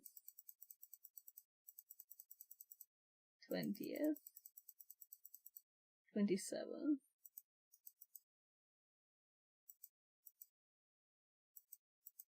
Yeah. So I'd like to know the good way of doing this. The thing is that I didn't find anything. So yeah, so it's going up.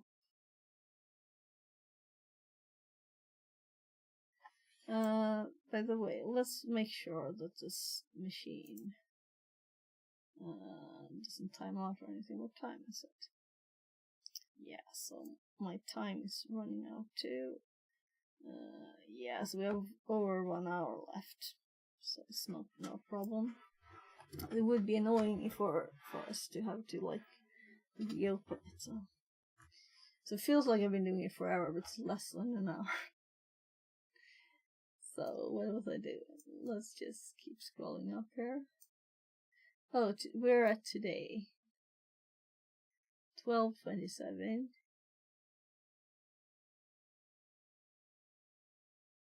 We have the right event ID, right? And I actually did try all of these dates.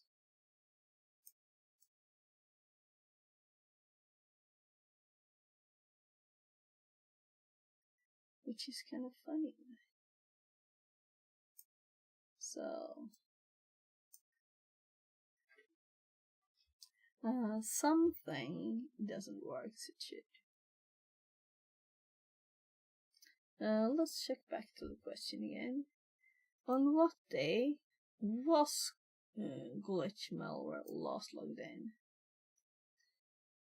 So to be logged in, he had to log in, or what?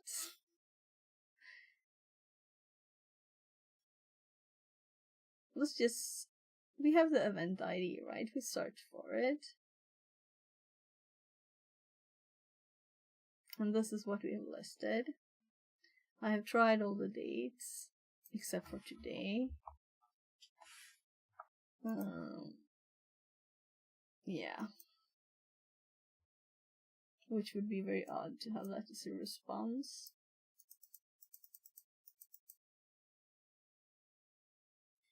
As it's even after Christmas, right?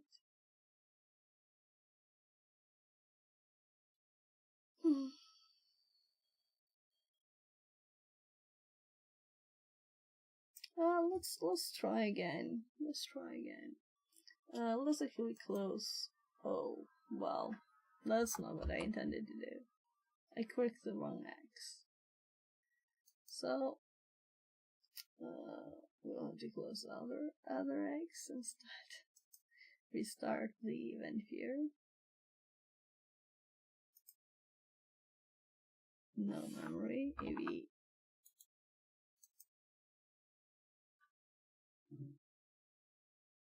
Right, maybe I shouldn't do that.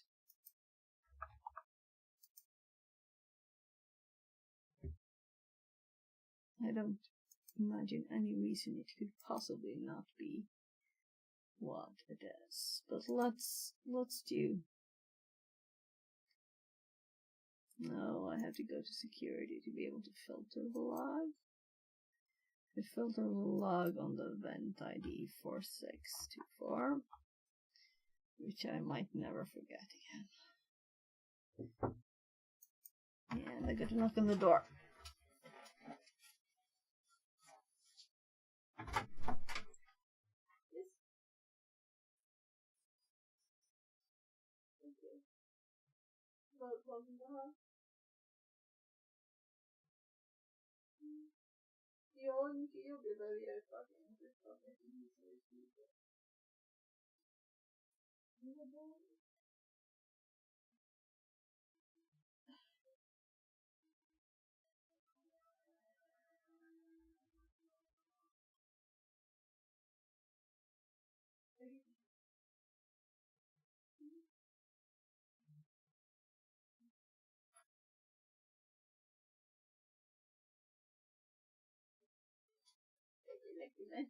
I think so. So I'm gonna go microwave some food for my kid. I'll be right back.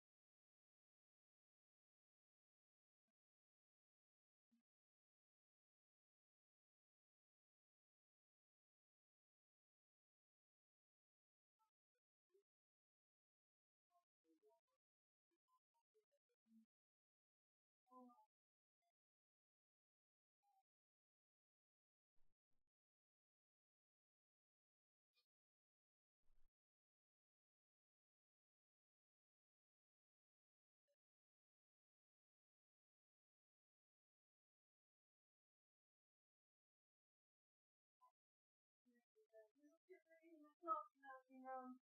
Just gonna walk a bit more.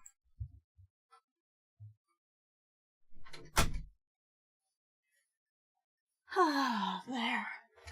So, told my kids, so if we're going to leave that time,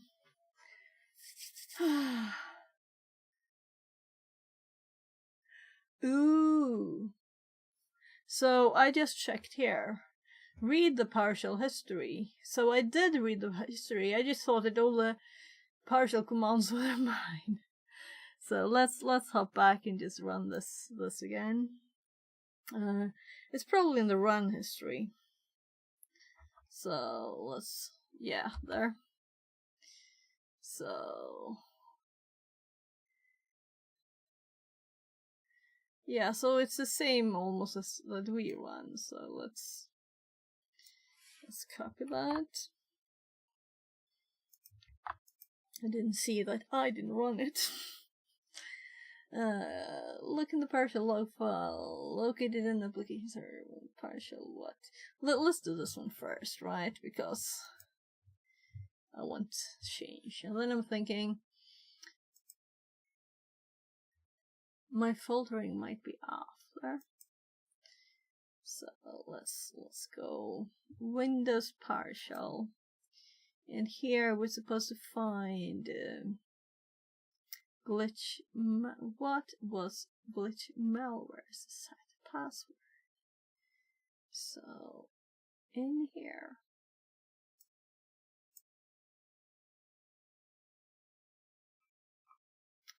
Oh my.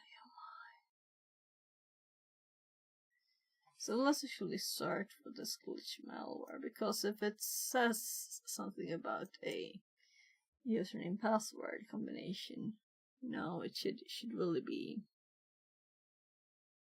mentioned. So if we filter and we filter on, I can't do keywords, so I guess I can do user. No, because this is just odd. I should just like find instead, not this. So let's clear filter and actually use find instead. And we want to find this. And this time we were successful. We were not in the other log. So I don't want to cancel, but I want to see this. So I have to cancel it then.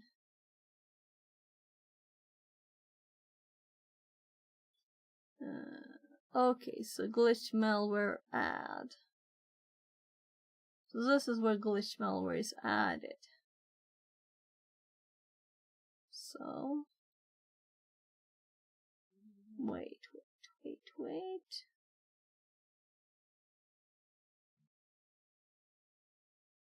So here is add command, but they're not setting the password. So next command is what?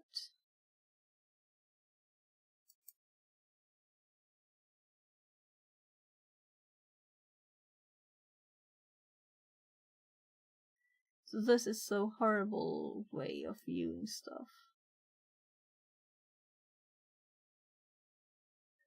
I should have not kept this resolution. I should have connected with another one. Let's do scale desktop 100 instead, because I can't see enough, right? So we'll have tiny text, but I will see more. So this wasn't useful. I'm trying to be stream friendly here, and it makes me not being able to see stuff. So if we do find, we do glitch malware, and now we can see stuff. We can see the ad.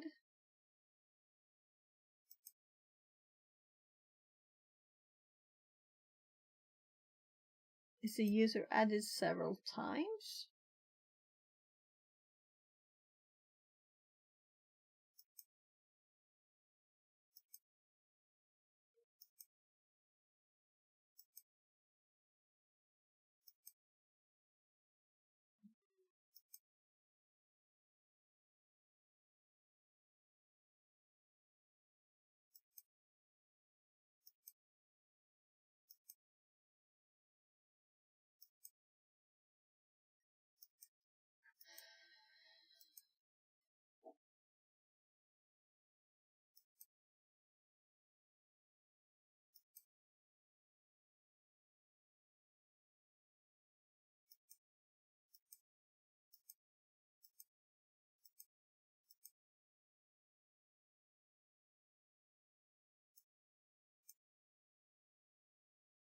User ID, host name.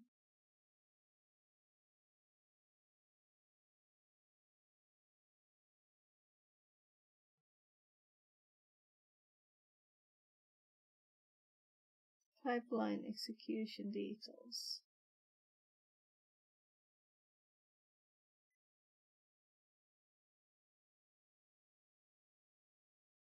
Set wallpaper.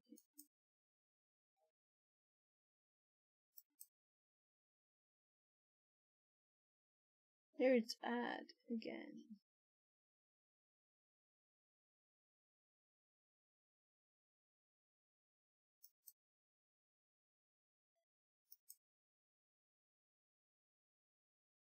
I'm just checking where in the list here we are.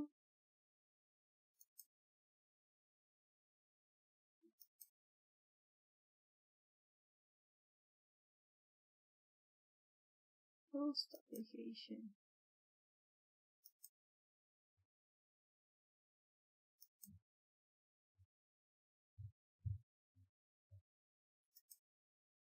Could I like see the whole thing?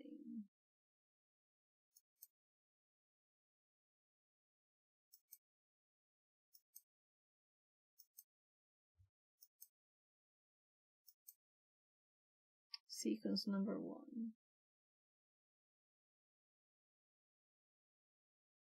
And I can't scroll down.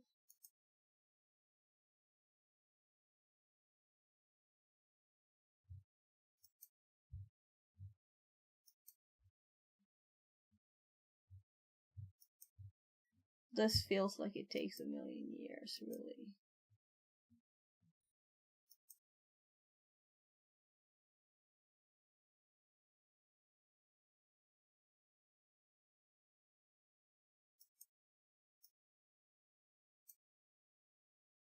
Though I'm very curious to run this on the other one. So this is where is glitch malware mentioned here? Surname malware, principal name, path, account, dollar password.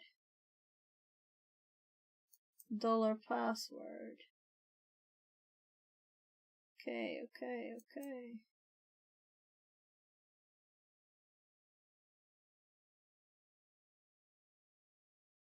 Now I'm curious if we have a dollar password.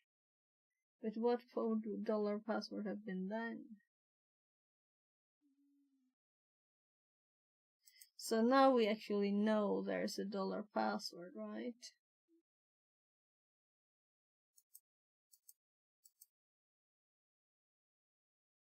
So if we now do a find for password instead.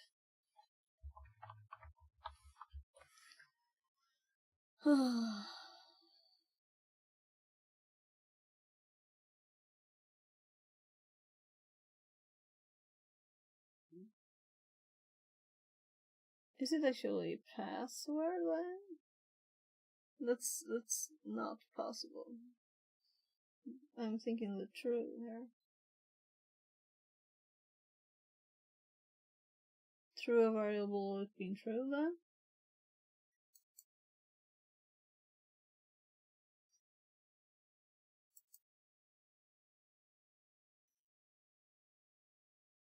So there's no up and I don't like the search. Simply, it's horrible, the event here. It's just horrible. Yeah, I should find better ways to view events.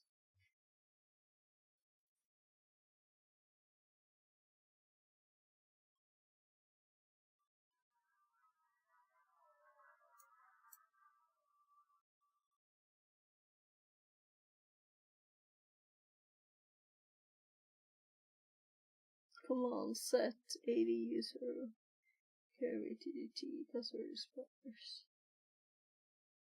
Okay, this one has password in it too, of course.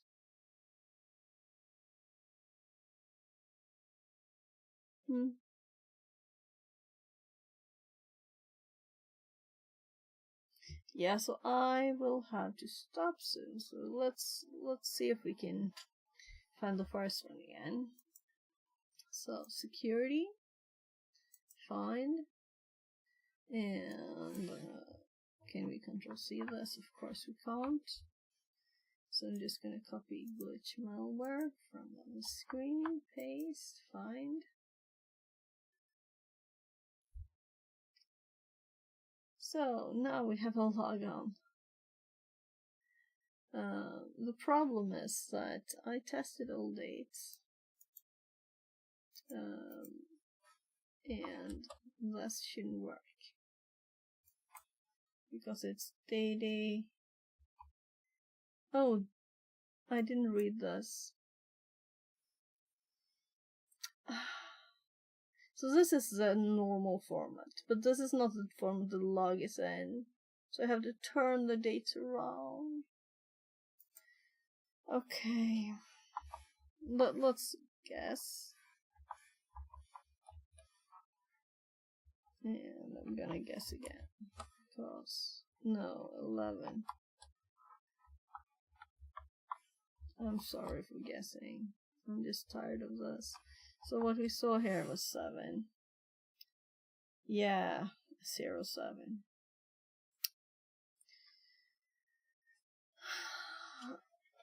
So I assumed 2-digit day number and that this couldn't be correct because it was 7.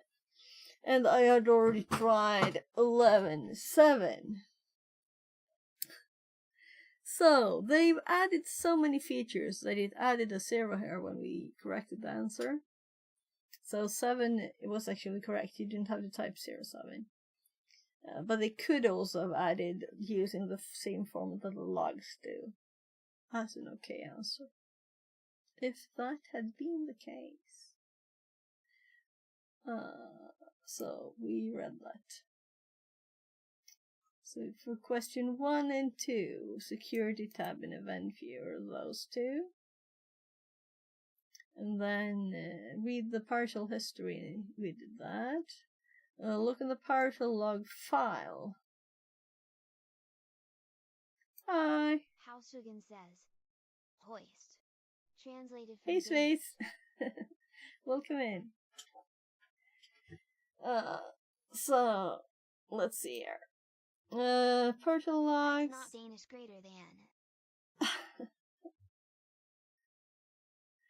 I'm Swedish. So, look in the partial log file located in application and service logs. So we were in this log just now. Yes, exactly. Translated from Swedish. Yeah. So, what was Saga glitch Nigel was malware the set Danish. password? Translated from Swedish. Oh, right. Yeah, so it's sometimes it guesses the wrong language. Right. And also, I don't know what it was translating it to there, really. It wasn't the correct word. Right. So let's actually look at the hint here. Use a find option, search for password. Yeah, I did that. Let's do it again. Let's go to the top. We haven't moved now because we just hopped into this again. And let's do password here again. Because we know that its password is set to What's the part you $password. Or, sorry day. That's a good question. So let's check what day we're on. We could scroll down. We're on day 15. So I did them every day until the 13th. And then I didn't do them because I had so much other things to do. So we were playing, fixing stuff, doing electronics Got stuff. some work to do. Smile goes kinda fast. TBF smile. Yeah, it's kind of quick. And I want to finish it during this month, you know? When I aim for the prizes. But this one was annoying because I've been searching, and I had the text, so I only saw the 2 first lines until details Yeah, there. until 31st. Yeah, so I was only seeing the first lines first, and now I changed my settings here to be scaled as sub 100 instead. It's much nicer because I can see, but I don't want to stream this tiny text really. I don't like it when other people do it. So, but we can't find the data otherwise. We can't even scroll this while we have the find up. Horrible event viewer is just a horrible thing. So let's continue searching for password. So can't scroll. So let's actually see what I can't see. Let's actually do this. Since we're searching, it doesn't matter anyway. Now we'll see all the things, right? So if we do find password next, now we should be able to see like all the things here. So we want to see where password is set. And it must have been set then with PowerShell.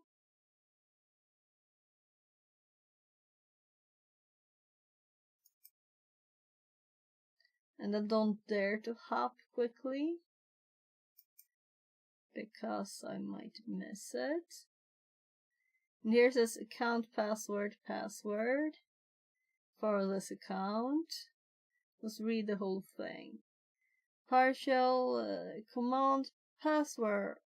Oh, look, I wasn't reading the whole thing. It's actually in the command. Password equals convert to secure strings, super secret password. Evan Stevens says, I wasn't reading it. Hi. Hi, welcome in. So I wasn't reading it. Let's get the last character. And this is when I went more. Let's see here. There. Let's copy that over here. So there. And active directory hardening room I have not done. So let's just hop it over to my try hack me somewhere at the middle or upper middle kind of thing there.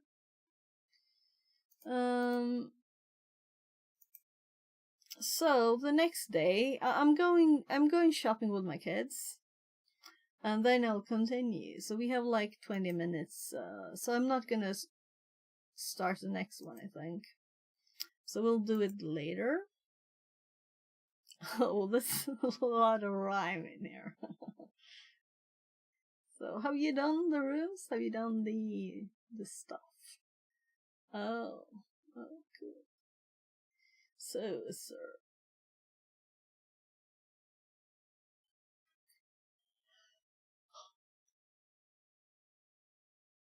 Cloudy details. That's the first time I've seen that, actually. Hausugan says, yeah, finished on 24th even. Cool, but cool. I like 23.00 lol. I was celebrating Christmas then. I wasn't at home. I think we just had gotten home. Back home now. Yeah. So there's like family. You had to do 23.00 D. Yeah, so we went over to my hubby's sister to celebrate, and my kids were playing.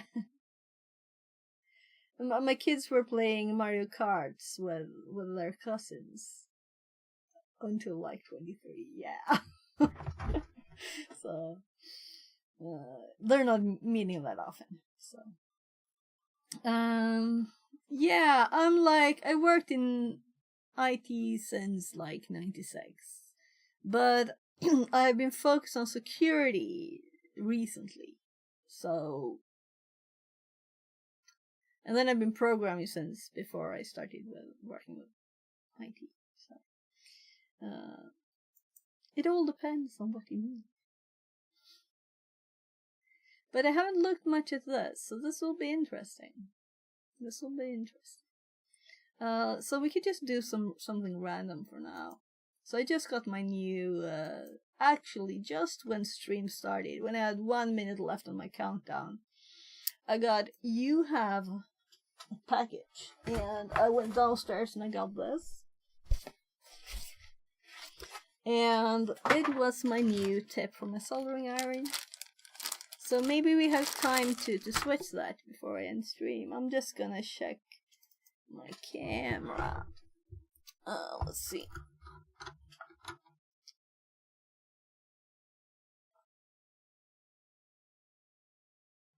Oops.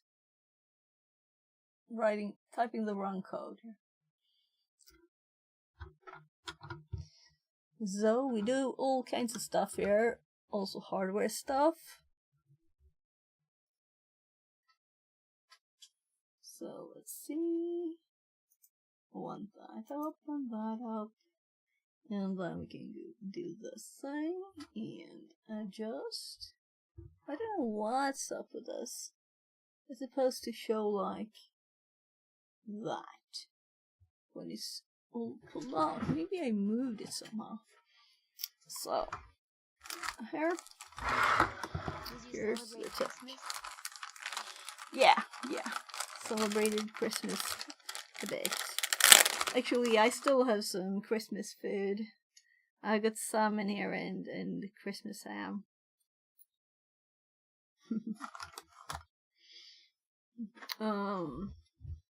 Let's see. So this is the old tip, and if we can compare the colors, let's see. I'm just gonna get a microscope too. So this will look so crazy. Let's see if it started. Yep. So where is it? Here. We have to get some light. So let me throw up a full screen of this so I can see a preview. So this is a tip that was actually kinda new because it had never been used. But it had been in a drawer over there for like 15-20 years. So obviously it ended up looking like this, it was, and it never really melted stuff as it should. So now I ordered a new tip off Amazon, and this is the one I want. I don't want this one with a flat edge. And it's, as you can see, it's not very tiny. I borrowed my hobby's soldering iron, and that tip is like this. So it also is a bit oxidized, I think. But I did actually desolder almost all components on this board for...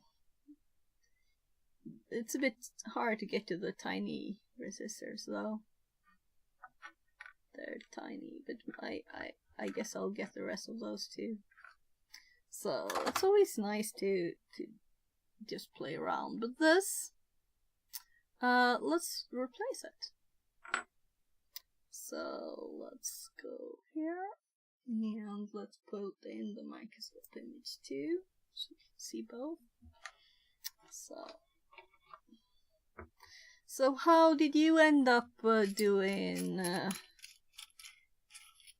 cybersecurity stuff, Advent of Cyber? So it's kind of tight. Maybe the silicone pad will help. No, I need my skin grip here.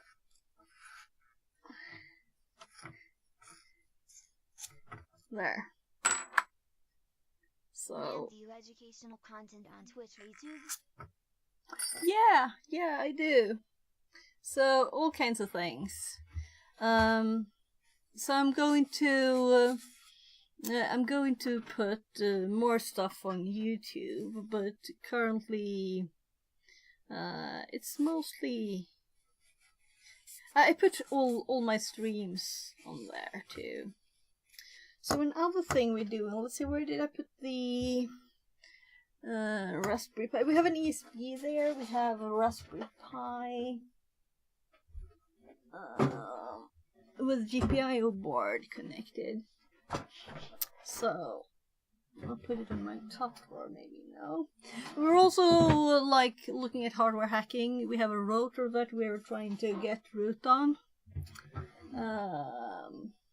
That's just like tools. So I've been cleaning too much. I can't find stuff. So here's the desoldered components from that board. Well, not this one, but this is from there. So yeah, so what do you think? Should I clean this a bit more?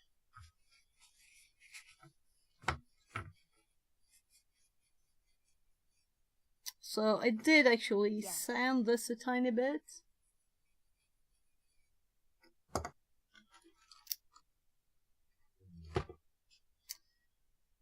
Oh, I don't think I have anything right here. And I could remove it, it was just dirty. And it's mostly this bit.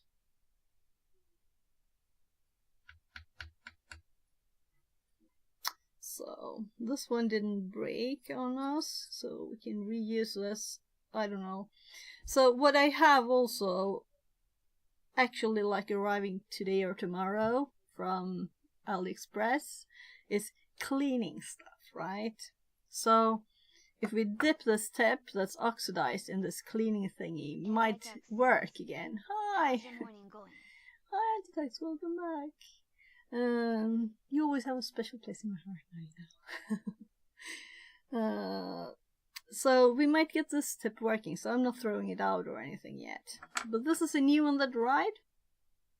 So it's going great, but I'll have to take a break, so I'm going to stop streaming for, I don't know, 1 or 2 hours, something, and go shopping with my family. And then I'll continue with Advent of Cyber. I thought, well, we don't have time for anything big. We can do the switch. So that kind of... Oh, how dare you. I just got here. Sorry, I have another 10 minutes. But I've set a time with my autistic kid to go at 17, so it's kind of like set. You don't change those times. Decided 3 hours ago. So there. Well, This. I get it. So this is.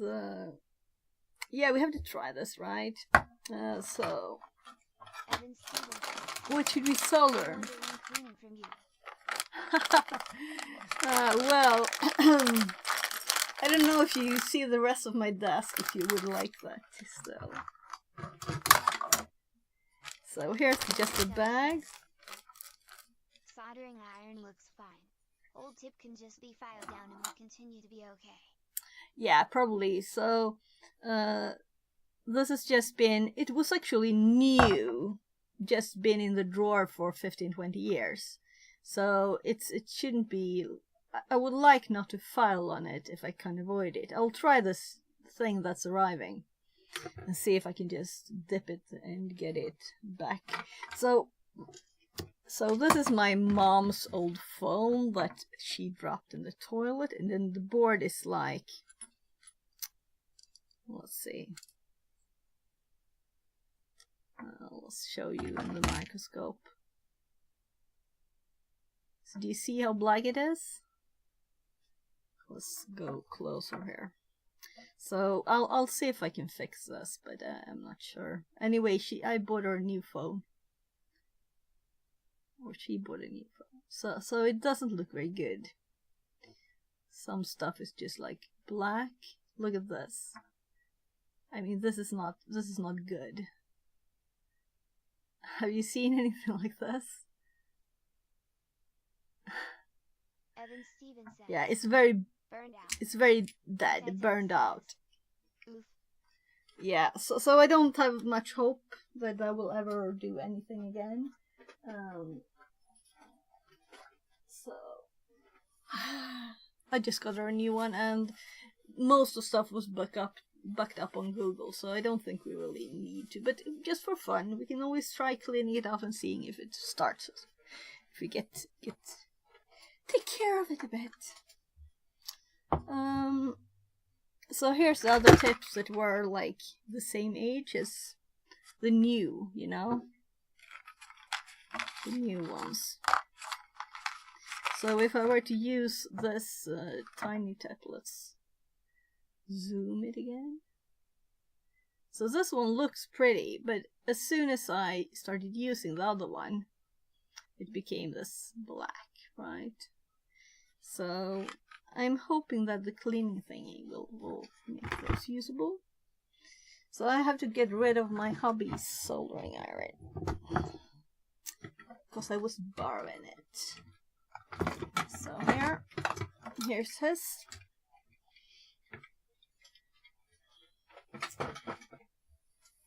And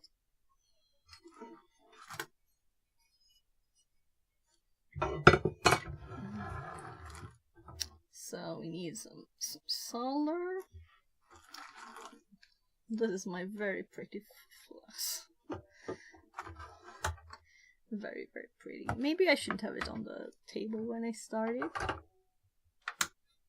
And let's get some moisture on this. Just pouring it over my trash bin. So sounds like everything will be all wet here. So maybe I can even get rid of the black fingers. So, how are you? I need to text on everybody. We have just a few chatting minutes here now.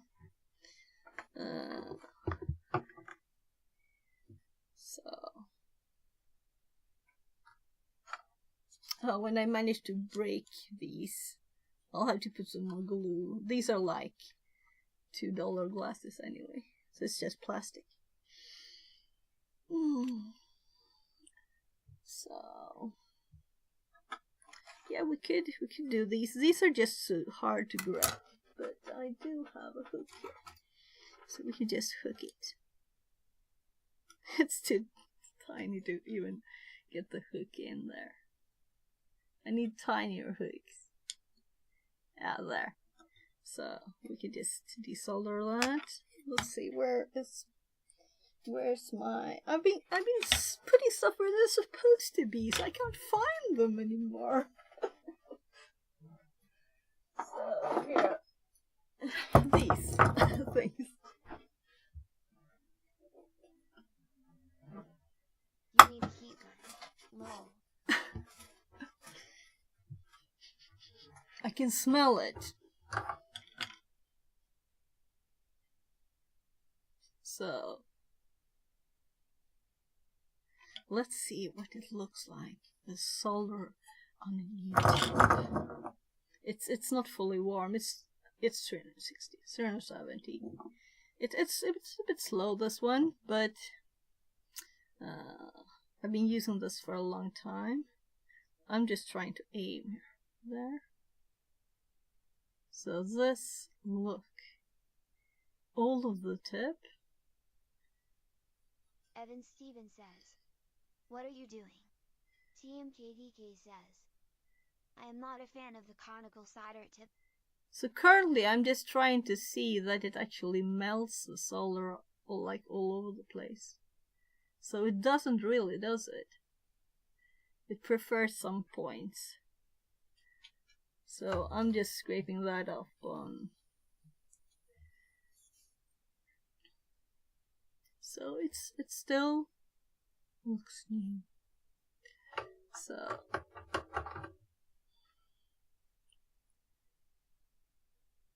So what kind of tip do you like? So this roll is almost out.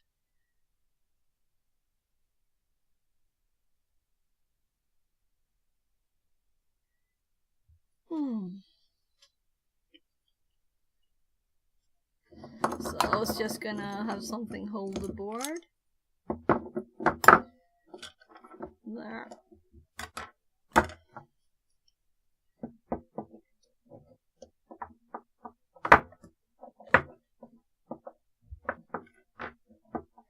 And apparently I missed my Good to clean the tip after use and add a new solder on before turning it off to prevent the tip to oxidize. Yeah, that's kind of what I was trying to put solder on for, but I don't think it Flat can tips do are it. always better, Antitux says. I do mostly hot air nowadays. Yeah, hot air. So, I think I've had this since I was a teenager. Let's see, this is kind of the place. Let's see if I can find it with the microscope there. So we can see. So, I'm just assuming that this will just melt, yeah. Kinda nice, right? It just melts. I'm happy. So, did I clean away the solder? No, it's where it's. Well, I have the tools on the desk, so let's just.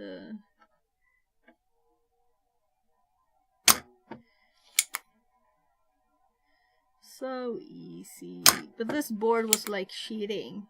Do you see how easy I melt the solder? So this is the one we wanted.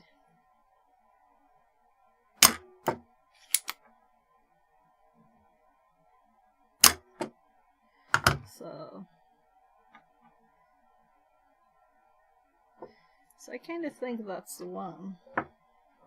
Let's see here. Oh, it's over here. Okay. Says, all soldering iron for hobby always come with a conical tip, so a bit more stuff from them. They do not give a lot of heat contact with a round tip. I think it's the best because you can like move it depending on what you want, right? So let's just get some pliers and see if we can pull that component off. Apparently I managed to melt all the spots where it wasn't, so now I'm not even removing the solder first. So we have another resistor to the pile of stuff here from the board. So this is speakers, I think. Used to be speakers. So what temperature do you use when you use a soldering iron? Also, I should probably lower this because we have a nice new tip now. Let's go down to 340. See if we can do it then too. So it's slowly lowering. And I can't see the meter clearly with these, so there. So let's first see what else we could like get rid of or like take still from the board. Yeah, of course. But these tiny resistors are not that big, so I was just thinking generally what you start at, you know. So yeah, so we have 1 here and 3 here. So 1 over here at the edge. Let's see if it melts nicely at this temperature too. I guess it does. I often have it between 280 to 320. Oh, that's lower. So I used to have it at then 385. But then I've been desoldering stuff. Like now, this is obviously melting lower. So I don't know why, but so I don't even have to use 10 to get stuff off here. Let's just see before, because I have this time limit. I should have stopped 2 minutes ago. So let's just see if we can put some tin on this tip. But lead-free solder require higher temperature.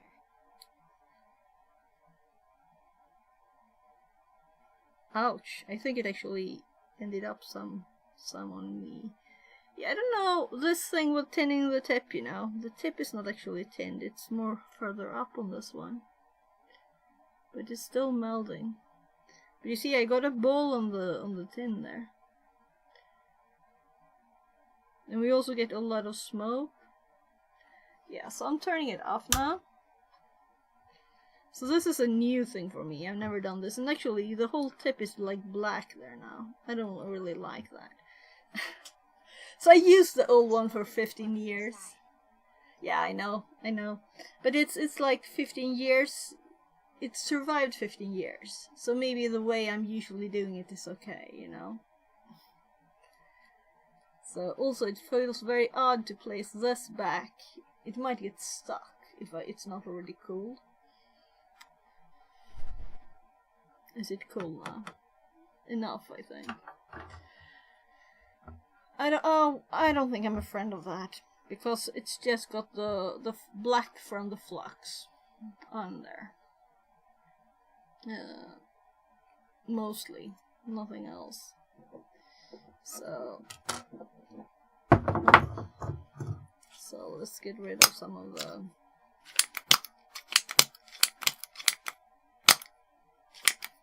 there. Zoo. Yeah, so when we get back, when I get back, made the tip die faster. Yeah. So but my old one, I always like, maybe I should just wipe that off, because well, maybe I should try and wipe this off without heating it up.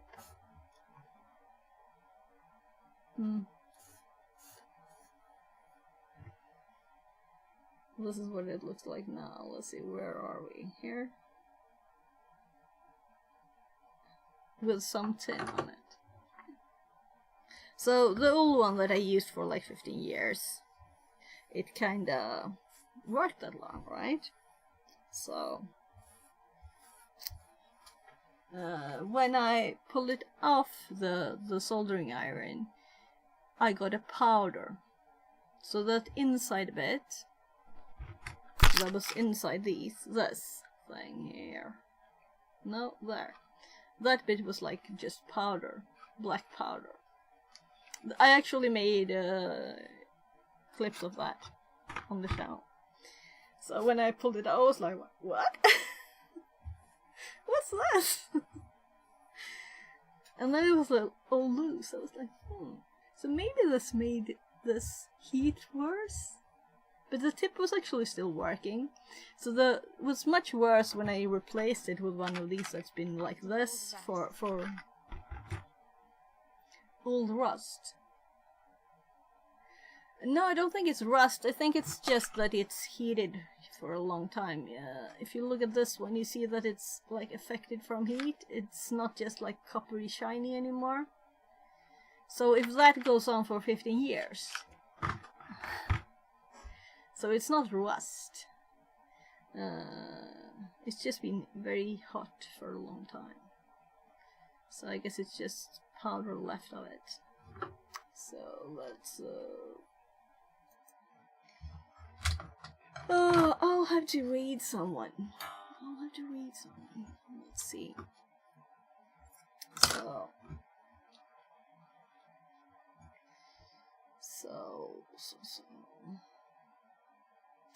Let's see. So no InfoSec streamers. Who else do we have?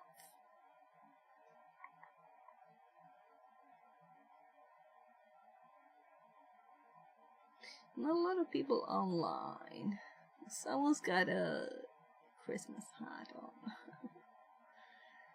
Not a lot of people online.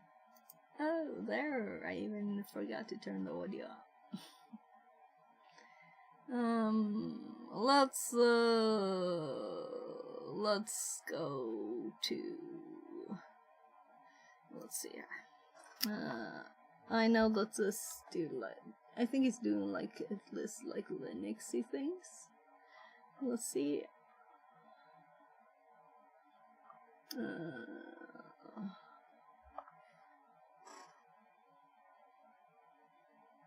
There. So At least we're raiding someone, right? For hot air you also often need some Captain Tape and it only works on surface component. Yeah. So, if you have like surface ships, or just generally more stuff with lots of legs, it could be kinda nice to have that. So we'll see if I get that, or if I just try and do it with wires and stuff. So, yeah, I should do more SMD stuff. So this is the ship that was on this one, by the way, so we'll have to see what this is. And the new boxes, or rather the old boxes. So my kids had pearls and stuff in these. So these are my old electronics boxes, and they're very nice. You know, you can just pick stuff up, and maybe I'll put. I have bigger thingies for these too, so maybe I'll just do that. Put components. I have 5 of these that are now empty. Yesterday they had pearls in them. So, have a great day. I'll be back in like maybe 2 hours. I don't know. We'll see. Depends on the family. Thank you very much for being here, and bye. Many today only use small plastic bags. Yeah. Plastic bags.